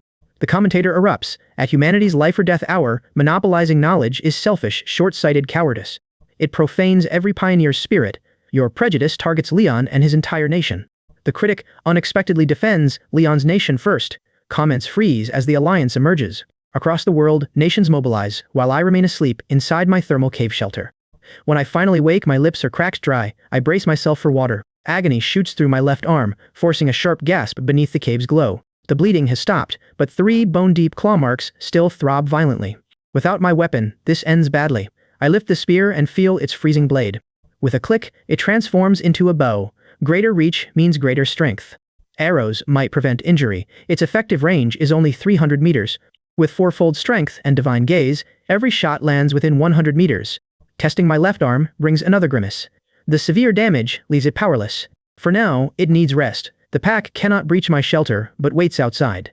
Across the frozen tundra, their hunting shadow remains. Our next encounter means death for one side. Greater strength and a trump card are essential. My gaze settles on the corner. The dark gold legendary survival blind box waits silently. I draw a deep breath. Bracing against the ground, I rise and retrieve a legendary deep blue diving suit. It adapts to any body, fits like second skin, and permits free underwater breathing. It also triples underwater speed. I remember the many frozen fish beneath the lake. Those fish increase attributes and enable evolution. Last time, breath and pressure stopped me. This diving suit removes both obstacles. The lake no longer frightens me. My fingers touch it. Dark blue liquid spreads outward, instantly covering my entire body. It quickly vanishes, bringing no comfort, yet somehow leaving my body considerably lighter. Legendary equipment truly is perfect. Yet while satisfaction fills me, the livestream audience suffers. No way? Diving gear? Isn't that the weakest legendary equipment on land? His luck is awful. Meanwhile, my final high-energy coal starts the cooking fire. Another silver tier meal should heal me before I fish the frozen lake, but my high-energy coal is nearly gone. After this meal, raw food awaits. This frozen tundra offers almost no firewood. The last wolf battle tears my camouflage cloak. Without fire, survival becomes impossible. Tomorrow's intelligence refresh may reveal new resources. The cave depths also remain largely unexplored. Last time, destruction stops me at the mysterious hall. Exploration now requires recovery first. The stone pot boils. I retrieve lightning thigh meat from behind the frozen door. The spear's blade cuts it thin, then 3 ice essence berries drop into the pot. The food's aroma rises, and I immediately stuff a meat slice down. It bursts with flavor as coolness slides down, then floods my stomach with heat. Heat surges into my injured left arm. High-quality food repairs your body, I groan. My wound itches fiercely, signaling new flesh growing and tendons reconnecting at speed. 10 minutes later, meat, broth, and bones are gone. My left arm moves painlessly. A hard fist brings familiar strength surging back. Silver Star food truly rivals rare medicine. The livestream viewers finally relax. This works only because Leon has reserves like these. Any other pioneer would already be finished. They notice Leon lacks fuel, but nobody has answers. The frozen tundra lacks everything. Surviving this long is already miraculous. Many national pioneers still lack food and water. Once my arm recovers, my panel shows rare God's gaze, 10%. Battling the former wolf pack twice raises its experience considerably. A bold idea strikes. Since experience can grow, why not push it all the way now? The thermal cave's last fuel dies, yet my eyes burn brighter. God's gaze can absolutely improve. It defeated both wolves and fierce fish. Energy costs once restrained me. Now the shelter holds 200 pounds of berries. Fish and meat make me wealthy. Sitting cross-legged, I inhale deeply and focus. God's gaze activates with a hum, slowing the world throughout the thermal cave. Dust and water droplets become perfectly clear, though each activation lasts only 2 seconds. After each burst, ice blue berries restore my strength, and the relentless cycle begins again. Tedious repetition stays worthwhile while experience rises. 3 days consume all 200 pounds. Only a few frost essence berries remain, but God's gaze now reaches 60% accumulated experience. Activated, it slows nearby motion 90%, exposing biological weaknesses and death lines. My eyes snap open, their dark golden light shining far brighter than before. Duration doubles from 2 seconds to 4, tangible growth, with energy still stored inside. That reserve can gradually improve my body, yet the empty fruit stockpile feels disheartening. Meat remains, but eating it raw is difficult without fire. The intelligence system opens, searching nearby for fuel costs, 3 intelligence points per specified information request. Only 2 points remain, so searching for fuel is impossible. Something else must occupy me now. Among the spoils, the Overlord bow waits. Advanced civilization is stingy with weapons. A bow beats nothing, but withholding the sword deserves criticism. Crafting one takes forever. Even as that thought passes, the bow blade grinds against a hardened leg bone. The resulting arrow will be shorter than usual, but no alternative exists. Something is better than nothing. Livestream viewers relax when work begins, guessing arrows. Grinding echoes through the thermal cave. Steady hands turn dense leg bone into a smooth, straight arrow shaft. Steel spirit feathers slot into each tail, secured by sinew. 2 pale arrows emerge. A bone arrow meets the Overlord bow. Slowly, I draw until the string twangs. The arrow targets an entrance icicle. My current strength cannot fully draw it. God's gaze makes me Death's Scythe within 300 meters, no farther. Ordinary bone drifts in wind, iron-piercing material would be better. Afterward, the map shows Kyle's green marker still moving. Does he miss me? In 2 days I return. First, Kyle gets a gift. 3 giant snow rabbit corpses await. My bow blade extracts several exceptionally tough hind leg tendons. I cut snow rat and snow rabbit hides into strips around central tough rabbit tendons. 3 strands intertwine, shaping the front into a Y-shaped harness fitted for Kyle. A 10-meter wilderness composite rope soon takes shape, resting on his shoulders, not his windpipe. Only oiling remains, since animal fat keeps rope flexible and unbroken in cold. Reaching for snow rat fat, I remember rendering it requires a coal fire, leaving me helpless. Everything is ready except fire, while livestream viewers eagerly discuss my bone sword. Viewers argue wilderness beast bones rival crude iron. Others spot my problem, no fire. Then mockery follows. He's the wilderness world's fastest man. Nobody mentions this month's rankings. My ranking keeps falling. Elsewhere, my nation's observer selection reaches its final round. The final opponent is the university president himself, a highly respected pioneer captain. He is Dave, king of the 3rd pioneer cohort.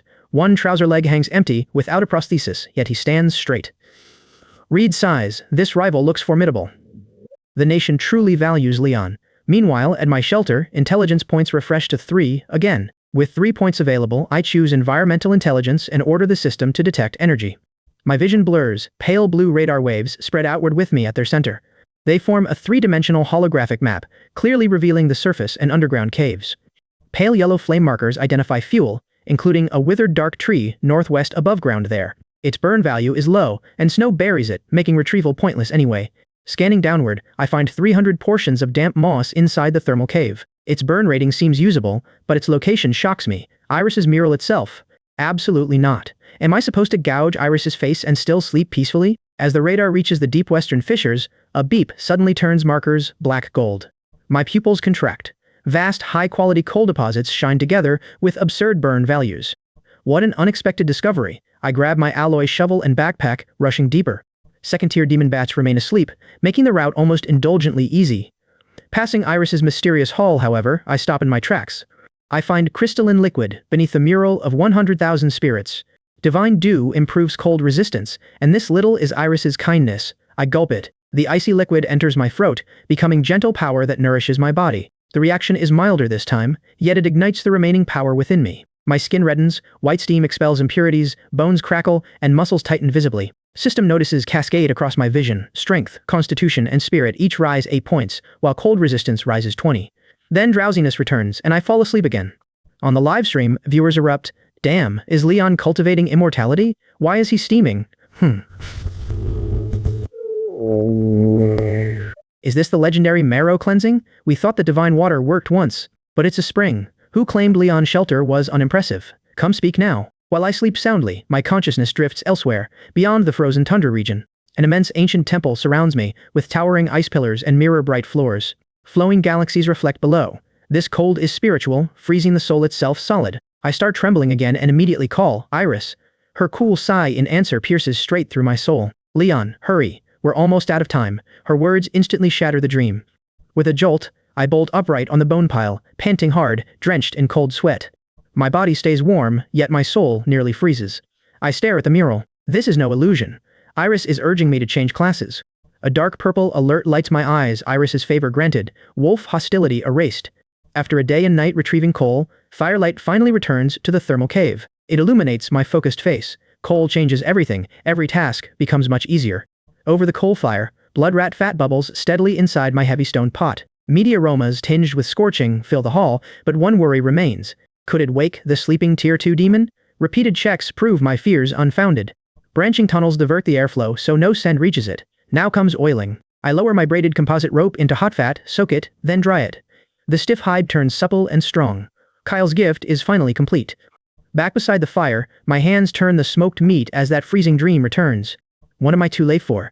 Why is Iris rushing me so hard? Does an unspeakable secret of advanced civilization hide behind this? Enough speculation. Sacrifice comes first. First, the sacrifice must accelerate. Outside my shelter, repeated scans reveal clear changes. The wolves' sickly green traces fade yellow. Now neutral, they no longer attack first. First comes finding an ice-dwelling fish, making my initial sacrifice and strengthening my body. Before leaving, however, more experience for divine gaze comes first. Uneaten meat eventually spoils. No meat goes frozen on my watch. Meanwhile, on the home planet, my live stream remains wildly popular. It begins with one high-definition screenshot, shared by hundreds of millions across the planet.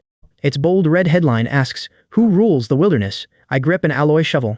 Beside a geological fault, my figure stands beneath the faint, dark red star visible overhead. Like a burned-out sun, it still pours an immense, unending current of heat upward. Rising thermals nourish expanses of ghostly blue moss across both sheer 100-meter cliffs. Blue light washes the cliff, exposing vast coal deposits. The hottest comments erupt. "He owns a mine. Leon is cheating." Viewers revel in the harvest. They even forget how I return. Foreign viewers cannot understand, and public petitions begin. Send our next cohort to Frozen Tundra 2.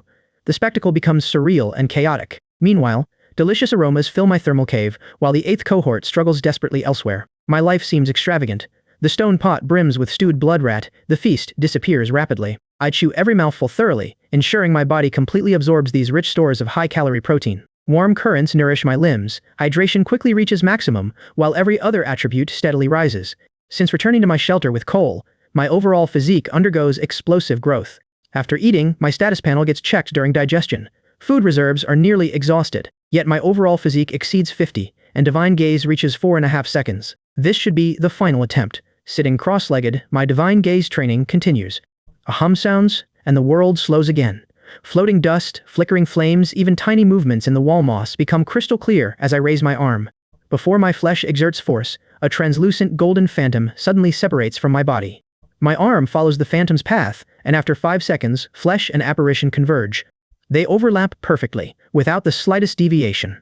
Then another system notification instantly appears, once the only two bangs vary difference and their teen. Environments and make a tration of visitive region in the racing with Alzheimer's in the two bangins of vary, without the slightest deviation. And condition. The system announces, Pioneer, legendary ability acquired, Divine Gem Warrior. I concentrate. I contemplate those strange 5 seconds.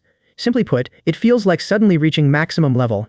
This ability is terrifyingly strong, and a bold idea suddenly enters my mind. I seize the Overlord bow, draw an ancient sword, and aim toward the cave's darkest corner. The golden wheel reappears in my crimson pupil, and everything instantly slows down. Even better, a golden dotted arc runs from the sword's tip to the stalactite. When my arm shifts, the line follows. Damn, is this an aim lock hack? After only 2 seconds, my vision abruptly vanishes. Dizziness hits and my knees nearly buckle. The bow falls. Bracing my knees, I cough and gulp down air. My head buzzes, my face turns paper white, and my stomach growls. This is no ordinary hunger, every cell in my body is screaming for food at once. The skill burns 14 stamina points, demanding huge amounts of high-energy food as fuel. The nearby stone workbench is bare, even cleaner than my own face. With all my training rations gone, hunting is my only choice. Time to check my gear. Coal, the Overlord bow, 2 bolts, a metal box, and Kyle's gift are packed. Once everything is ready, I set out immediately. Before long, my livestream surges. As the top-ranked member of Daxia's 8th Pioneer cohort, I attract foreign viewers and researchers. None of that matters, hunting comes first. On the frozen tundra, brutal winds await. Wind cuts my face like knives, and driving snow stings. Then my steps halt. On the snowy slope ahead left, a dark red trail immediately triggers the status panel. Tier 1 Rare Wind Chime Terror Beast. It foraged here 5 minutes ago, the panel reports. It stands over 2 meters tall, armored in blade-like gray-white feather scales. Hot-tempered and explosive, it never stops once provoked, earning the title Wilderness Suicide Bomber. Its sour, astringent meat is poisonous, but its alloy hard neck bones are irresistible. They are ideal for heavy bone swords. My reserves allow one more divine shot. I immediately change course and chase the trail. But soon, something feels wrong. The snowmobile stops. Without delay, I dismount in one swift motion at once. Boots hit snow, I blend into the blizzard, drawing and knocking in one motion. Gold floods my eyes again. With a hum, the chaotic blizzard slows instantly. I see every airflow channel clearly as the wind chime terror beast forages ahead, head lowered. Ostrich-like, it senses danger through animal instinct, and alertness flashes across its murky eyes. It raises its head, a golden neck outline appearing as it turns toward me. My fingers loosen. The bowstring's faint tremor vanishes beneath the howling wind. The bone sword darts into my chosen airflow channel and vanishes into the whiteness. Stowing the bow, I jump aboard and keep driving through the snow, certain of my shot. At 150 meters, the livestream erupts. Top-tier marksmanship. What is its constitution? A one-shot kill? Impossible to learn. This completely violates aerodynamics. At 210 meters, I stop beside snow-sealed rocks. After dismounting, the camera closes in on the terror beast lying in the snow. Its legs twitch. My bone sword lodges in its left eye, blue tip exposed. A perfect one-shot headshot. Seeing the fallen terror beast leaves me thoroughly satisfied. The bones are perfect for heady swords. While the corpse stays warm, I work. With the bow blade, I remove the flesh and claim 2 dense leg bones. The poisonous meat remains inedible. Should my nation receive it for research? As I hesitate, a notice appears. Observer Dave requests a binding. My hand jerks. Nearly slicing a finger. Damn, Dave is my absolute idol. The legendary warrior leads the 3rd cohort, while countless fellow pioneers idolize him. Excitement surges. Bind us, quickly. A low, smoky voice directly enters my mind. Comrade Leon, connection established. Please answer me. My nation values me enough to assign legendary pioneer Dave as my observer. Shock changes my voice as I speak. Dave, on trainee Leon. Dave smiles, his hard facial lines slightly soften. Relax, forget the principal. Right now, consider me your liaison. His eyes hold admiration. Beautiful shot, the liaison says. Even at 17, dodging that distance is difficult. I start explaining, but he interrupts. No explanations and don't speak. His tone hardens. Our channel is encrypted, and the live stream audience cannot hear our conversation either. Don't move your lips, every thought reaches me. Relief floods through me instantly. This encrypted channel feels incredibly secure, proving international intelligence competition will intensify further. Dave continues. First, the essentials. The National Strategic Advisory Group sets 3 core policies. First, settle deeply, grow strong, and stockpile broadly. Your surroundings hold exceptional resources. Your resource base ranks highest among the 8th cohort, so develop it thoroughly. Upload supplies as circumstances allow. Prioritize your own growth. I nod, suddenly lighter. Uploading or keeping supplies torments every pioneer. With national guidance, my dilemma disappears. Strong confidence enters Dave's voice. Next comes our second policy, the planting program. I freeze. How can planting work in this brutal frozen tundra? He quickly explains. The National Scientific Academy is tackling the challenge, developing carbon-phosphorus pyrolysis and coalification technology. It converts bat droppings into thermal fertilizer. When ready, the technology reaches you. Your thermal cave shelter can cultivate moss at scale, perhaps solving wilderness agriculture. Astonishment warms my heart. This is my nation's strength. Scientists support me from behind. Scientists pave my way. Success turns my cave into a self-sufficient production base. Then Dave sighs apologetically. Third comes the Apostle of God, stage mission next. The nation knows about it, but Western powers block all the relevant records. Priority goes to decoding prosperity, letting pioneers change classes first. This treats you unfairly. Keep your composure. I wave both hands. It's fine, I understand the situation. Still, I'm grateful my nation values me. My intelligence system already provides answers. Knowing the sacrifice requirements minimizes any impact. The intelligence system must remain my secret. Advanced civilization might be monitoring, making disclosure dangerous. Then Dave addresses my greatest concern. Good news, your younger sister's eye surgery is successful, and her sight has returned. Your parents join her in the Capital Special District, where they now live comfortably. Stay safe, return alive, and come eat dumplings with us. Warmth floods my heart. My supposedly hardened hunter's facade instantly collapses and my eyes begin turning red. Every desperate struggle here serves two goals, feeding my family and restoring my sister's sight. Great. Thank you, Dave, and thank my nation. My voice chokes. Dave laughs heartily. Thanks for what? You honor the nation. The nation owes you thanks. Enough sentimentality. Encrypted call time is limited. Any questions? A deep breath steadies my emotions. I indicate the poisonous wind chime terror beast meat lying before me. Does the nation need this? Dave answers with concise professionalism. No need. Eat it yourself. Experts reviewed your kill. That strike was too fast. You severed its central nerves before toxins or stress hormones could even release. Heat drains its power, so you can eat this rare magical beast meat raw. Trusting Dave, I cut crystal clear thigh meat, ruby red, and put it into my mouth. There is no expected bloodiness. It enters cool, then melts sweetly like top-grade sashimi. The liquid slides down my throat, becoming warmth that revives every exhausted cell. My eyes brighten.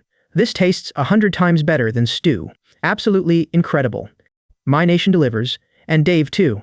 Without this call, this treasure stays unrecognized. After restoring some energy, I cut the entire beast apart and pack every piece into the metal case.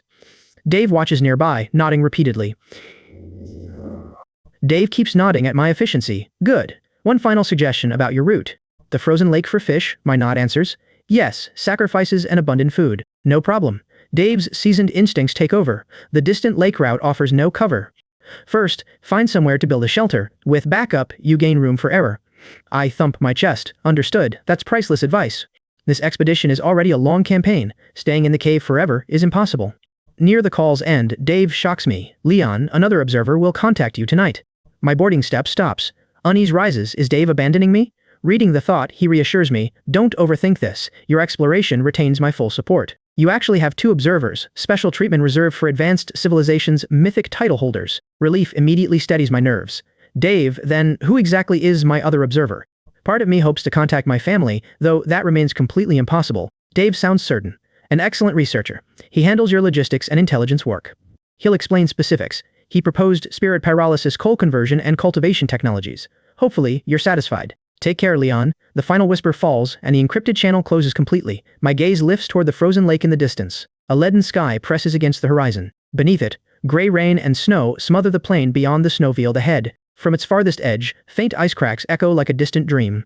A hide, meant for Kyle, rides inside my backpack. The cave's fire vanishes, leaving one silhouette driving across the frozen tundra.